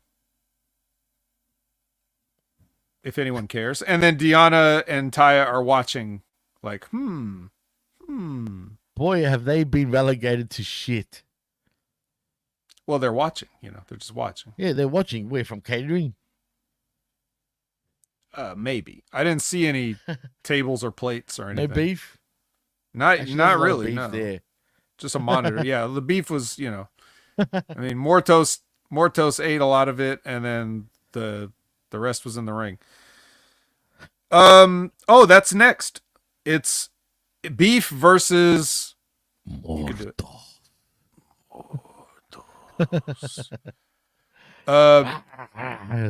Yeah, Mortos tossed beef outside, and LFI tenderizes him while the ref's not looking. The hammer? Yes, they took the bell hammer and just tenderized him. And then nice. And JD Drake is out there like in his corner, and he's just like lightly complaining, like he's like walking around the post going like, "Oh, come on. Hey." Come on. He doesn't seem that into it. And finally, after way too long, and them trying to act like anybody cares about beef in the audience, which maybe they did, but it was ironic. He hits the hellhole driver or whatever the fuck he calls his move now. And then they all start kicking the shit out of beef. And then JD's like still outside, and he's like thinking about it. Like, I don't know. Should I save him? Should I not? I don't know. Do I really care about him that much? Am I just going to... should I walk off on this guy? Like, even though I came out to support him, should I just let him get his ass? I don't know. And guess what? This is my favorite part of the show, probably.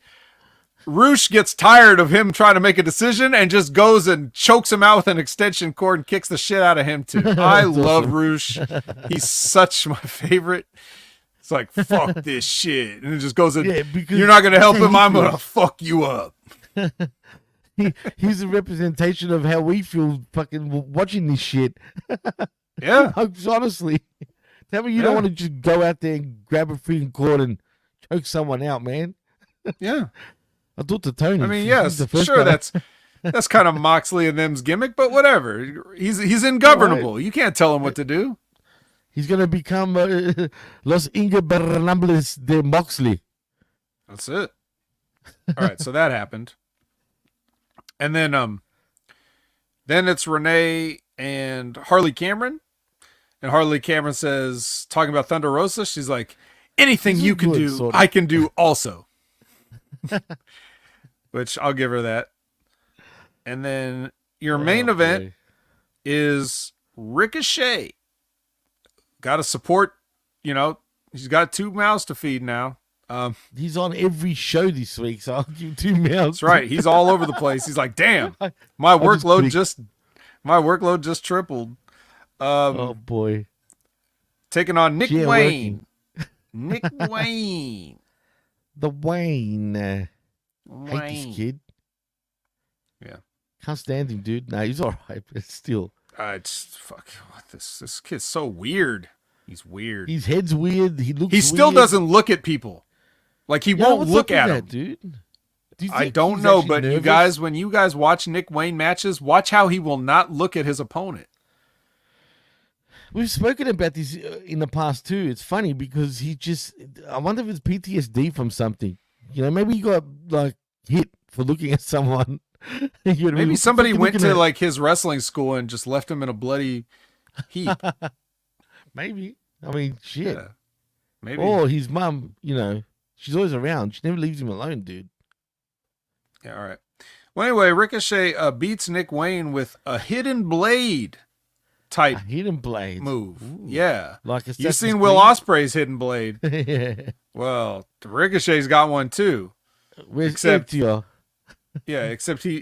points a gun at you and goes like this first before he does his hidden blade. Jeff thinks that Nick Wayne should drink a protein shake at least 3 times a day. That ain't gonna do nothing. He needs more than that, dude. If by protein shake you mean anabolic steroids, then yes. Yeah, that's a shake. Yeah. Not as shaken as Orange Cassidy, but No. But a shake, no less. Yeah. So after he wins, Takeshita comes out and stands at the top of the ramp and does the deadly belt hold. Like, look, I've got this and you don't. That's the deadliest move in wrestling, maybe next to the heat back. Yeah, for sure. The heat pack, absolutely. Yeah, the 100%. belt hold. The belt hold is the most devastating hold in pro wrestling because it crushes your spirit. Like, a lot of moves can crush your body parts, but this gives the you belt hold, but yeah, that crushes your spirit where you're like, oh man, I'm not a champion and this guy is. Yeah. Hey, but in all seriousness, though, I'm going to give credit to where credit's due. Takeshita has actually improved tenfold in the last few weeks. I'm actually starting to enjoy watching him. The less he talks, the less he's starting to understand the American style of wrestling. Took him a while, but he's slowly getting there, and he's getting it. He's actually entertained me the last few weeks, dude. I won't lie. Yeah, I don't see no difference. Anyway, Nah. Moving on to Collision. We're just going to move right along. Now, Collision's going to pick up where Dynamite left off. They're showing you what happened after the cameras went off the air. Ooh. And what happened when the cameras went off the air? Orange went back up the ramp. So, in case you were wondering what happened. I thought I saw a video. I don't know if it was a fan or not, but I could have sworn I saw Orange turn on someone, dude. Like off the air. But I don't know if it was from the same night or whatnot. But someone posted something about him just turning on one of the good guys that was around him because he was angry. You know what I mean? But yeah, I don't know if it was you the might have same. done that. I might have looked away from the screen while that was going on. Okay, all right. So I'm not tripping, maybe. Yeah, like he just Maybe turned not. and then walked away to the, up the ramp, and yeah, we don't know what's going on since. So that's kind of interesting. I wonder what's going to happen. But we need Blood Orange or something like that. It's going to be Bloody Orange. Yep. All right, we're having our main course first, Jimmy, because We are. it's Hey, the this is great Switchblade. main course, exactly. I love this, dude. Everything about this Switchblade. match I enjoyed. I see the Switchblade come out. I'm like, yes, yes, yes. And then I see But Shane Taylor come out, and I Shane say, Taylor. no, no, no, no, At this no, point, this is when I'm like, screw Shane Taylor, dude. Come on. It's Jay White, bro. no, no, no. Oh, man. He looked great, Jay White, too, in this damn match. Hey, at least he gave him props. He gave Shane props. I know it sucks, but, it is what it is. Who would you rather? Look, let's be honest, man. Jay White, Shane Taylor. I know it's a hard decision for you, but if you really had to pick, you know who you're picking. Oh, if I had to pick? If you had to pick. If I had to pick? Okay, well, if I had to pick, then I'm not putting Shane Taylor in this match. But I didn't ask you that. Fucking kidding? I didn't ask you that. Why? Why did this match even happen? No What reason. the hell does Shane There's Taylor no have to do reason. with anything Jay White's doing right now? There's no reason. He just got back and he's just doing jobs already. Like, here you go. There's nothing I And can it- say to that. You're right. It don't Come on. mean anything because Shane Taylor lost to everybody else. So it's not like Shane Taylor's on a win streak and then no, this is just here because we had to give Jay White a quality win, right? Which is Quality. exactly. Quality in quotes. And I'll tell you, this does not, as the night goes on, this does not become about Jay White. It's the issue of this like repetitive bullshit that they do, and they think that people don't see it, but people do. And if they don't see it, it still subconsciously is sinking in. Anyways, this match shouldn't happen because it makes no sense to happen. And if you just want Jay White to have a match and cut a promo, have him beat somebody else.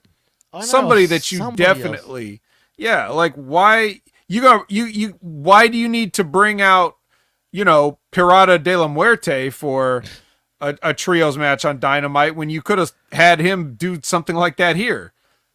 I don't see what Shane Taylor needs to. Shane Taylor needs rehabilitation. He doesn't need to be fed to someone. This is a good question for you to answer, actually, Vet.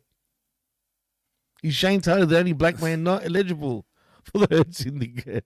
I don't think MVP's been giving out cards to Shane Taylor or Shane Taylor Promotions, bro. Well, I didn't see the Hurt Syndicate on Collision. They skipped it, so maybe they just didn't get a chance. But yeah. So anyway, yeah, of course I love seeing these guys, and in an a la carte sense, I'm just looking at a match between them, and they had a good match, and I enjoyed the match that they had. I still have some notes. Since I saw it, I might as well point it out because it's been a while since I actually gave any constructive help. These are the kind of things that you would want to tell somebody like a Camille or whatever, like, the coaching, right? As good as these guys are, they can always be that much better. So they did a spot where Shane has Jay on the apron laying out there, and he does that leg drop on the apron, right? Which looks devastating because of the size of Shane Taylor's ham hock. So it looks like it damn near kills Jay White, and he spills to the outside, and he's selling it, right? And Shane lets him sell it. He riles up the crowd. The crowd starts booing him and all this stuff. That's all good. Then he goes and he puts him back up on the apron and then just hits him with an elbow. Like, no. You don't need the elbow here. You already did the big move. The elbow is nothing now. So what you do instead of that, you just throw him back in and take your time and then go for the lazy cover. And then Jay White kicks out, and then it's like, oh, well, I guess I should have pinned him a little bit faster because he kicked out. That's the story. Okay, that's how you work that spot. You don't throw an extra elbow in. Or if you're going to elbow him on the apron, you pull him on the apron and hit him with the elbow so that he stays there. Then you go up and drop the leg, and that's even bigger, right? You build up. You don't go down from big leg drop to tiny elbow. You go tiny elbow, then big leg drop. Absolutely. And then Jay sells it. But then Jay, the note for you, Jay, is after he pins you or whatever, you do not punch him. Don't fight back. Don't punch him just sell it. Just stay there selling it. Don't punch back. Don't fight back. You want people to want you to fight back, and you don't do it. You don't give the people what they want. You make them beg. Please, Jay. Please, he's going to kill you if you don't fight back, Jay. And then you don't fight back. You don't punch him. Don't show that you're alive by trying to stand up and maybe falling down or stumbling. You show you're trying to get to the corner. You're trying to get to the ropes. You're trying to get away from Shane Taylor, the giant man that's hurting you. You don't punch him in the stomach twice just for him to no-sell it. That's just, you don't do that. So if you were Shane Taylor, you would no-sell it too. I mean, that's the worst spot to punch him. Right, yeah, of course. Have you ever hit an overweight man in the stomach? You could really sprain your wrist like that. You can, especially if they got the hard stomachs, dude. Some dudes have got real hard sort of stomachs, but they're overweight. Yeah, right. I'm telling you, you'll break your arm. But if it's soft, I mean, you could twist that up. If it's soft, you can win those motherfuckers. Just boom. Yeah. So anyway, that's that. But that being said, what they did great in this match was the way Jay goes after the leg, right, of Shane Taylor, and then that actually sets up the spots like if Jay's giving him a DDT, right? The idea of Jay being able to muscle a guy like Shane Taylor down to the mat so suddenly like a DDT, kind of ridiculous. But if you take his leg away, then that would mean that he's partially falling because he's off balance because his leg now can't support his weight. So when Jay pulls on him, he collapses, and that makes a DDT make sense. That's the psychology of working a body part, and that's one thing they did well. Now, I would not have done the spot where he picks up Shane for the Uranage because they already did the spot where he tried it. Jay tries the Uranage, and he's way too big. And then Shane Taylor hits him with one of his own. So as he should. Yeah. So let him have that. and then you go to something else because later on you're going to do the Saito thing where you duck the elbow and pick him up. So that's your big, oh, I picked up Shane Taylor spot. You don't need two of those, so don't do it. Just don't get greedy. Just take your one big spot of like the one big move where you lift the Shane Taylor up. And then that's it. You don't need two of them. So I would have done it like that. But everything else played into that psychology of the leg. Like because your leg is hurt, I can pull you down for a DDT. I can pull you down for the Blade Runner, which he does, and he gets the win. Then he gets on the mic, of course. He cuts a promo on Hangman. Pretty long promo too. Yeah, he says he's gonna give Hangman one more chance at Full Gear. Woohoo! Yeah.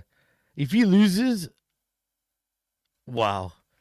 But you know what's even more cool, man, and weird at the same time?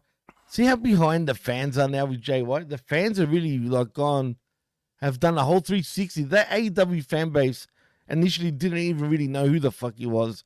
But now they're digging him, dude. And he's acting I've never seen him be such a babyface like he was on Collision, dude. The way he was talking, I've never seen him like that. Have you ever seen him? Yeah, I disagree with all this. Like, I just can't. It's bad. Yeah, I hate it too. He's not acting out of character, but I just don't like them putting him in the spot. I don't like it. I wonder why. But they do need baby faces, though, Vet. They actually do. Like that's big name faces, that is. It's not that they need baby faces. They need to know what to do with the ones that they have, and they don't. There's plenty of people. There's like 200 some people that work there. They have baby faces. That's not the issue. The issue is they can't get their shit straight, and they keep burying them all. So and that's true too. Yeah. Right. Which, I mean, you look at Hangman and you look at his thing with Swerve, and then you look at how those guys have gone back and forth because they're just being ridiculous. Like, it's true. I'll break into your house. I'll set your house on fire. Like, what, they how are we, it's so dumb. But what I want to know is, where was like Swerve's kids at the time, or Swerve's, I don't know. I think he's divorced now, but doesn't matter. I'm sure he's with somebody. Where were they at the time when the house got burnt? Were they out? I don't know. Did they just go out? I don't know. And let's not forget, again, conveniently, like when we're talking about the new owners and how you got all the mid and low card waiting for them in the parking lot. Yeah. Because conveniently, that's just how it has to be. But where is a guy like Hangman Page? Because, excuse me, the whole reason Hangman Page became unhinged is because he lost his AEW championship, and he obviously needs it back. So if his man is truly unhinged and crazy, why shouldn't he jump headfirst into the Moxley fire and try to get that belt from him? Because he shouldn't care who's the champion. All that should matter to him is being the champion.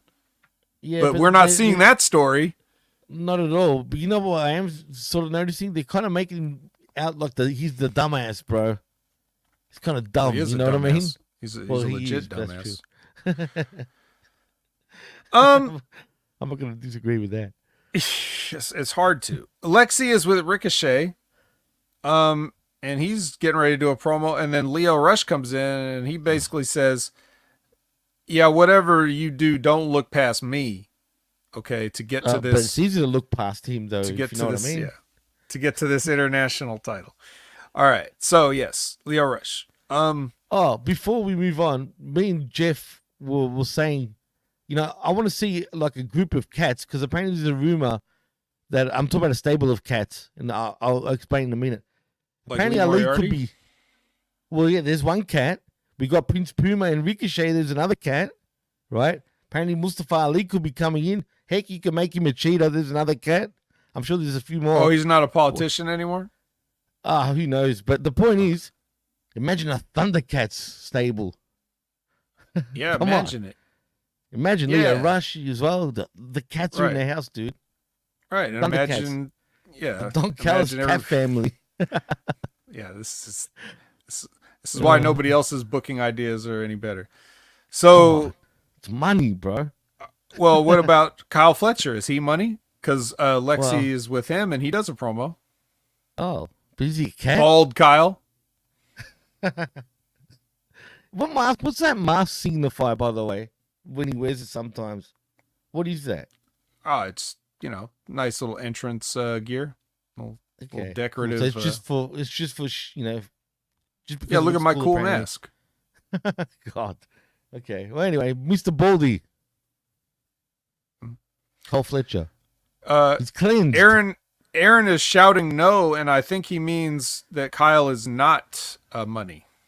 So He's not British. Come on, Aaron. He's actually from one neck of the woods. Right. He's Australian, goddammit. Yeah, he's exported British. Yeah. Well, yeah, kind of. Well, he is. And he did live there, right? With Will Ospreay, right? Or did Will Ospreay live in Australia? Or what the hell's going on with their stupid made-up story?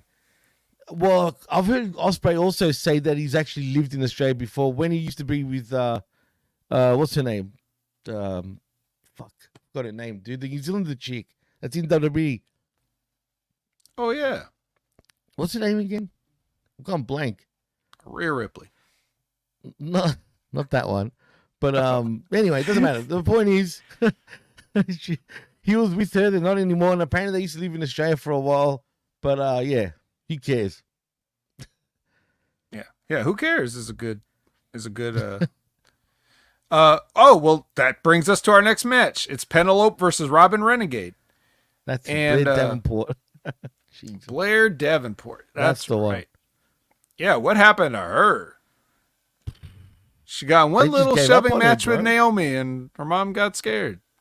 They gave up on her, man. They were pushing her, it seemed like, for a little bit, and then they're just like, nah. That's all right. She'll get on the released. I think they're due for some releases, man. I know WrestleMania is coming pretty soon, but they're due for some, big releases. Oh.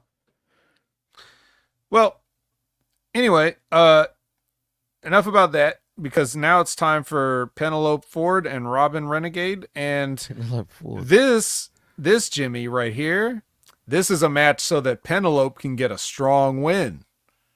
Yeah. Are we seeing a pattern yet? Okay. Maybe two's just a coincidence. So yeah, we drag Robin Renegade out of who knows where so that, Miss Ford can get a win and a lick. Did you see her lick Robin Renegade? In the face. How many licks does it take to get to the center of the Renegade Pop? Yeah. She only took one, pop. So I don't know. But I thought there was 2 Renegade Pops. Yeah. What happened to that? One of them went down. One got licked maybe Mr. Owl maybe Mr. Owl bit the other Renegade sister. She's disappeared, dude, for months. But anyway, that's funny. But yeah, so she won with the lick, and then a lick and a lock, a Muda lock. A lick and I like that. A lick and a lock, and then a lock, lick and a lock. Moon lock. Yep. The lick set her up like that. That was like her signature to set up the finisher, which was the Muda lock, and then. And then boom, boom, boom. Yeah, Jamie Hayter sent in a video, like, even though the last time we saw Jamie Hayter, she was saying, "I'm here, where are you?" But this time she sends in a video just saying, "How about a match at November 6th?" So, do they mean to make her look like this, or is this supposed to be like an inside joke? Like, is it like? If it was, I didn't get it. Yeah, I called you out. I called you out for not being at the building, and now I'm not at the building. Is that? It could be. I mean, come on. I mean, what are they doing with Jamie Hayter anyway? They've gone back. It's not the same woman anyway. First of all, she's a carrot top. That's one. Two, it's not the same person, dude. It's just, I don't think they even care to do anything with her. The booking with her has been night and day from her first run till now. I guess they don't like her look deep down either, but who's going to tell her that? Everyone? I mean, who's not Someone. In a position to tell her that? Well, seems like everyone's scared to talk to people in this company, if you know what I mean. Interesting. Well, the one person that's not scared to talk to anyone is Lexi Nair, because damn it, here she is again. And she's with the FT runners. And they're getting ready for their match. And then, sure enough, we go right into it. It's Outrunners versus MXM Collection. You know me, right? Best match in the world. Best favorite of the night. Favorite of the week. It was kind of silly. Look, it was kind of silly, but I still enjoyed it, man. These four are kind of becoming my favorite four in this company. I'm not kidding. Other than Jay White. You know what I mean? I'm being honest, man. At least these four guys entertain me, for crying out loud. What does everyone else do? I mean, they do moves. That's it. That's all they do, dude. So yeah, I'm gonna say. I keep being assured that Will Ospreay's the best wrestler in the world. Like, is he? I keep hearing it. Everyone tells me. Oh, everyone tells me there's no way they could be wrong. So, you know. Oh, well, you could have fooled me. You could have fooled me. But it's all good. He's a bird. You know what I mean? He can fly. He can fly all around he wants, man. And look, I like Ospreay. I don't like Ospreay in AEW though. I'm gonna say it there. I said it. Okay.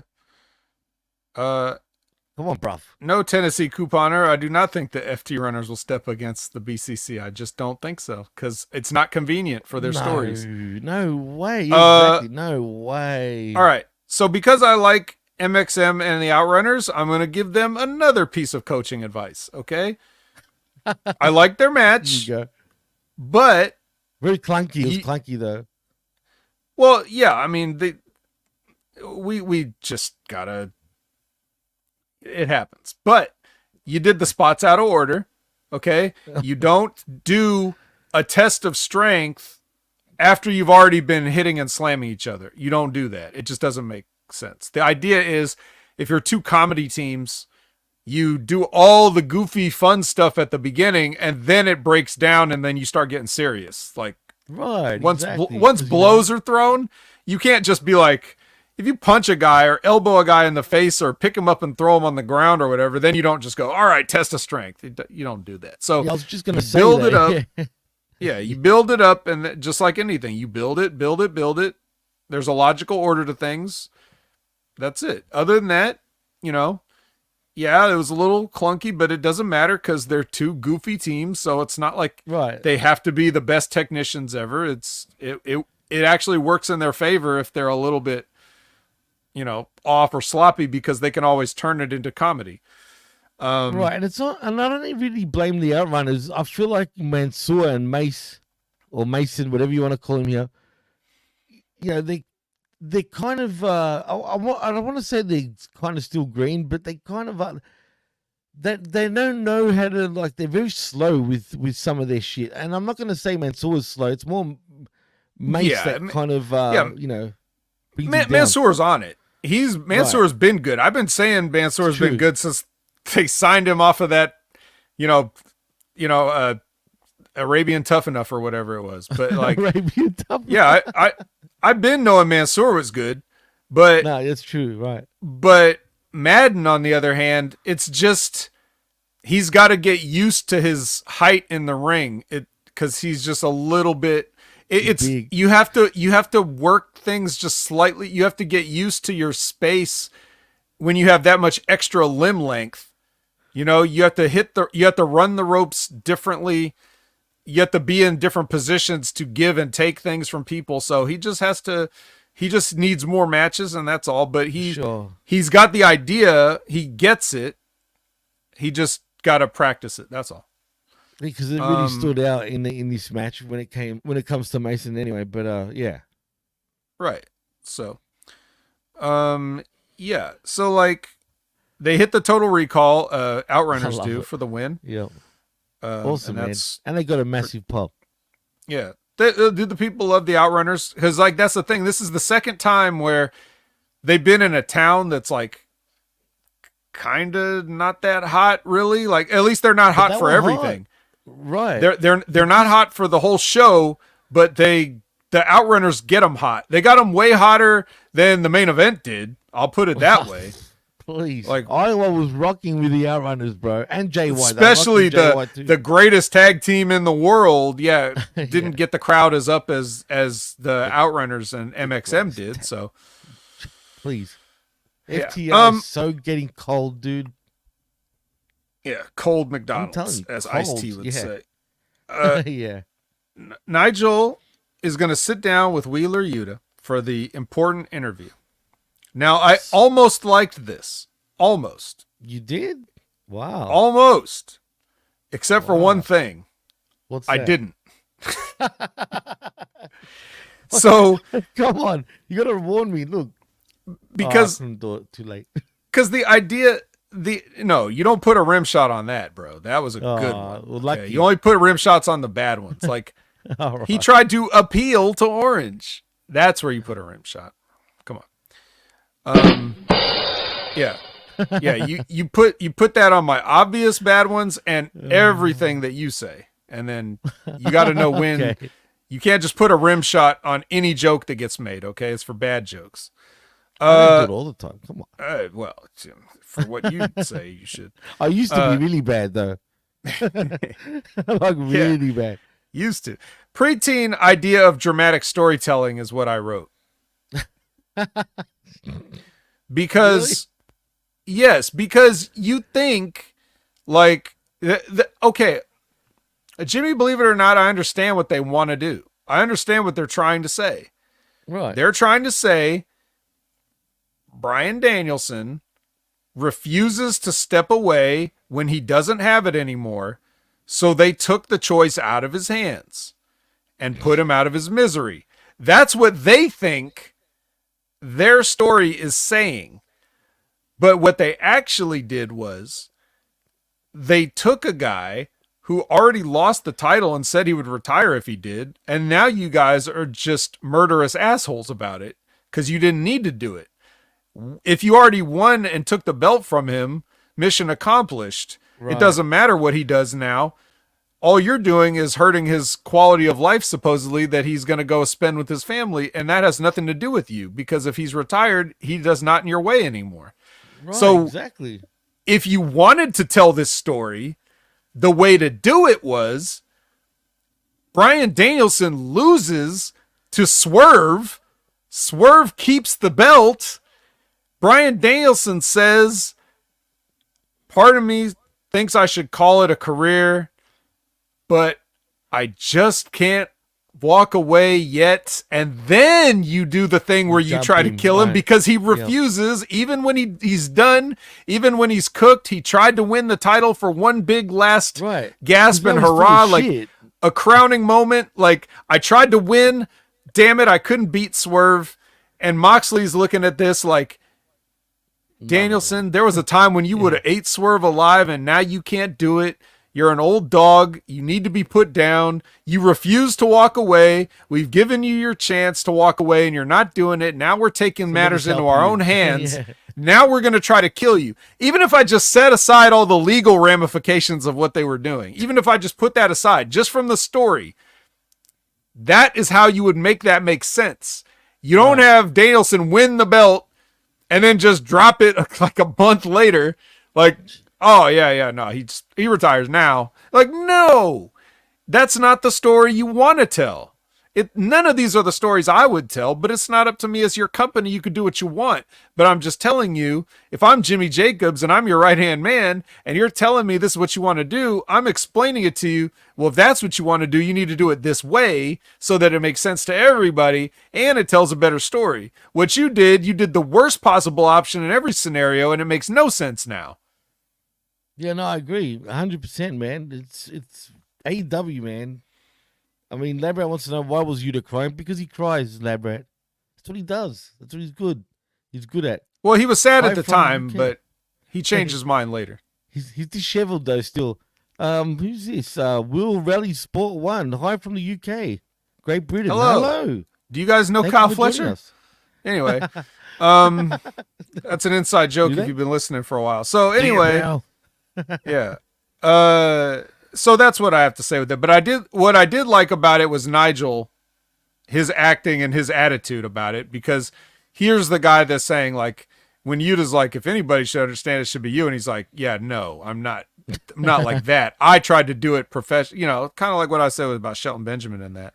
Right. Anyway, so I'll give you. He knows. Okay. So apparently he didn't, he wasn't listening. Yeah. Thank you for subbing, by the way. Get us to that 1,000 mark, Yes, thank please. you. Thank you very Appreciate much. it, man. Yeah, Absolutely. okay, so just so everybody knows, anybody that's a first time listener, subscriber, whatever, we do running gags from show to show. So like the more you stick with us, the funnier it gets. That's okay? true. We make We lots can of be references serious, though, and we too. make lots of callbacks. So anyway. But look, when it comes to AEW, yeah, that sort of it rubs off that way. It tends to rub off that way a little too often. Yeah. Well, let's rub this show off because we gotta wrap up soon. I mean, not soon, but soon enough. All right. Jake Roberts and LFI promo. Nothing really to say. It's decent, whatever. Ricochet versus Lio Rush again. Not only again for the third time on this show, but for the second time, in 2 weeks, Lio Rush is someone else's strong win. Here's a strong win for Ricochet. Like personally, if you see Lio Rush like that, okay. But I think, again, there's other people that you could put in this role, but now you've just feed him to Shelton, feed him to Ricochet. I see more that you could do with Lio Rush, so I would have him off with a different group of guys, and you want to give Ricochet his strong win, then give it to somebody else, Right. And I just want to quickly point out, just because he thinks it's a collision review. No, actually, we review all of AEW's shows all in one show. Yeah, so, we're on Collision now. Thank right, you. Exactly. So, yeah, if you want to tune into the start of the show when we're done and whatnot, and you'll hear what we think about, what we think of Dynamite and Rampage for that matter, as well as Collision. Yeah.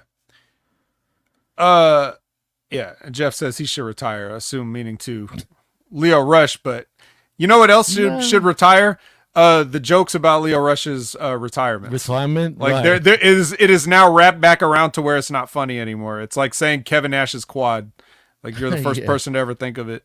Well, how many times has he retired? It's been more than 2-3 times. I mean, to be fair, Lio Rush has things in his life that he then prioritized over wrestling, and then everybody says everybody says he quits wrestling. It's his family, it's his business, and he's allowed to prioritize what he wants. Especially when you're as good as he is. I'll take him anytime he's around. But the story of this match is Ricochet is using other people's moves. Jimmy, he used a Blue Thunder Bomb. My God, that's Takeshita's move. But wait, isn't that also Sami Zayn's move? Oh, sorry, my goodness, El Generico. I mean, do you think he's taking shots at everybody? I wonder. It could be. All right. Well, the other move he's going to use is that hidden gun or whatever he calls this elbow to the face that the hidden gun that Will Ospreay does sometimes. Yeah. It should be called the slapjack for real, because he kind of like flings it. He flings his elbow, if you know what I mean. That's what it looks like to me. Yeah. Well, I mean, So yeah, it's Ricochet's. It's a strong win for Ricochet. Very strong. Yeah. Strong boy. All right. Lexi is now with Thunder Harley. Until the real Thunder Rosa shows up. I'm telling you, Thundercats, bro. Yep. And then Rosa says, we'll have a match next week. Did she say a Dia de los Muertos match, by the way? It sounded like she did. Because I was fast forwarding, so it was twice the speed. So she said it really fast. I wasn't sure. Either way, Thunder Rosa is going to eat Cameron alive. It's going to be bad. Or it could go 15 minutes with a break.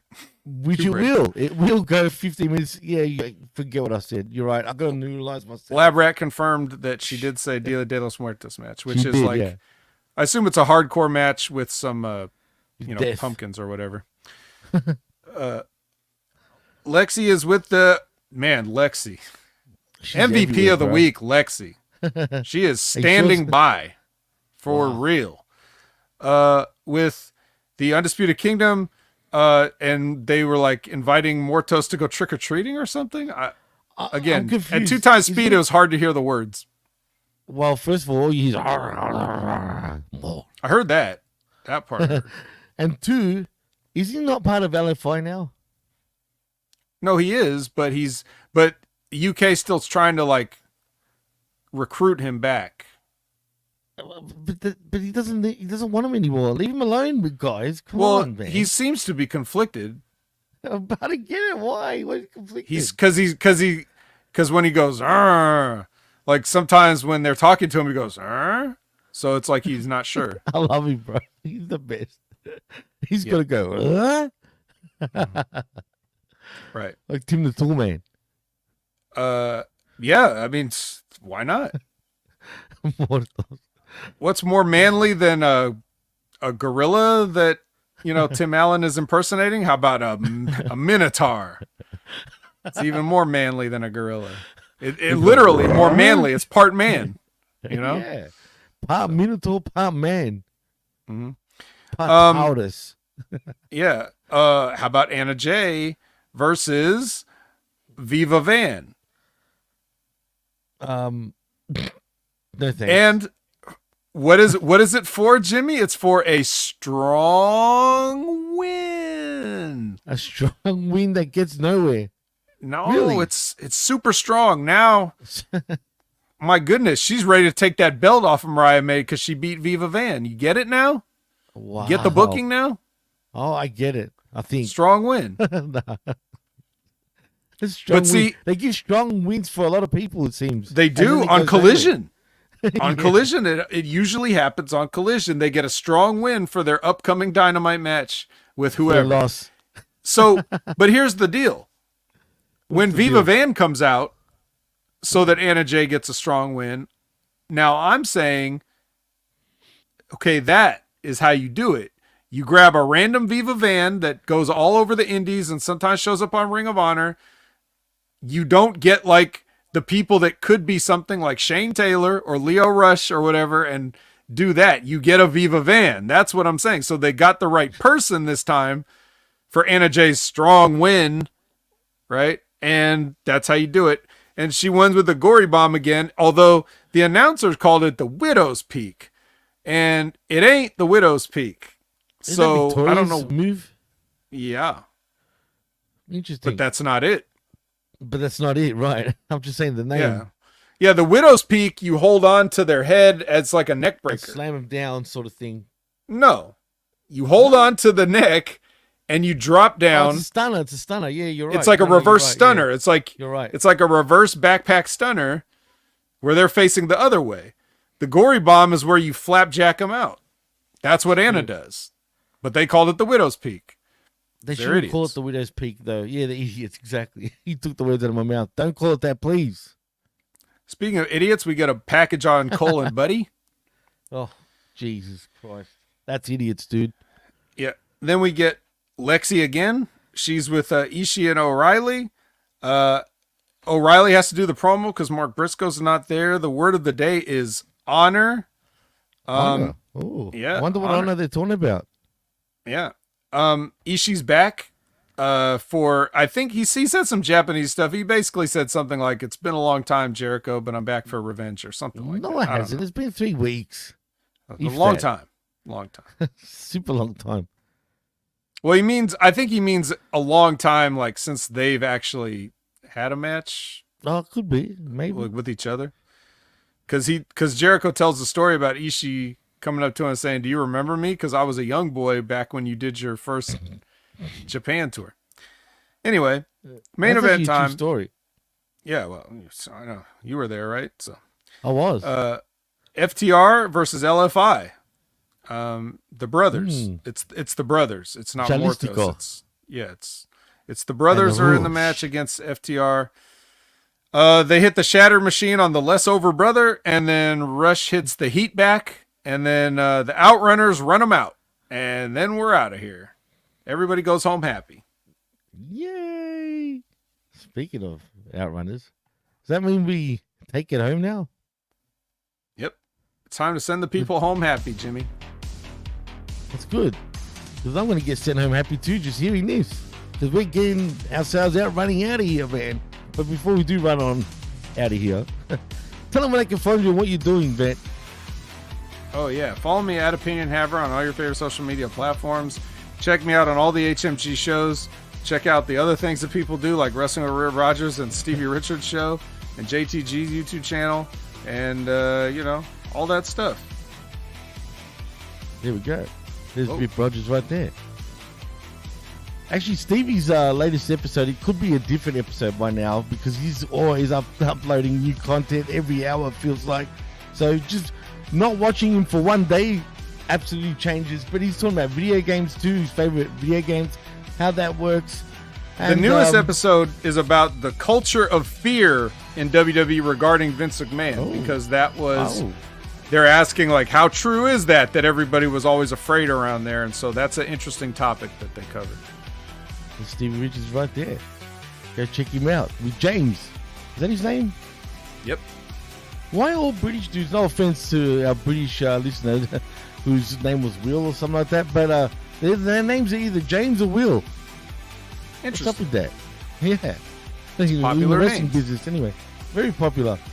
But anything else? The Next Level podcast with you and Ray this coming Wednesday morning. Everywhere on HMG. Like, the HMG is absolutely sick and riddled with me. It's like almost a disease that needs to be cured, even though I am the best in the world. But if you want to follow everything, Humming Media Group YouTube, Humming Media Group Channel Attitude, all that stuff, there's plenty of me to go around, so check it all out or don't. Yeah, well, and unfortunately... For everyone else, if you're not getting the best in the world all the time, you're getting me and the other half, which me and Ray also the best in the part of the world that doesn't exist. I'm the best in the part of the world that does not exist. That's true, right here down under. But me and Ray doing every Tuesday morning, 10 a.m. Eastern. It is I Like It Raw with myself and Big Ray Hernandez. The big shout outs to him.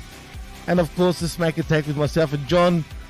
And, of course, you and I for the Wreckage every Sunday mornings, 11 a.m. Eastern. And, so I think that's a wrap, though. So, in saying that, if you want to follow me, you can on the Twitter or the X, at DJ MassFX, and also at the PWC Network. Like and subscribe right here at Humming Media Group YouTube channel. And give us a like and share and keep spreading it because I see the numbers are going up. But we're just barely close to get us to that 1,000 mark. It'll be very much appreciated. But also at hummingmediagroup.podbean.com where you can get all our affiliate shows and some shows that are exclusively on there, like the Wednesday Locker Room, for example. And also at channelattitude.com where for $5, not only do you get the best, but the realest talk in all of pro wrestling. So that's channelattitude.com. So in saying that, it's a wrap, vet. I am Jimmy T. That is my co-host, the vet Jamie Williams, and you've been listening and watching The Wreckage. Right here on Humming Media Group and channelattitude.com, and we're out. Peace.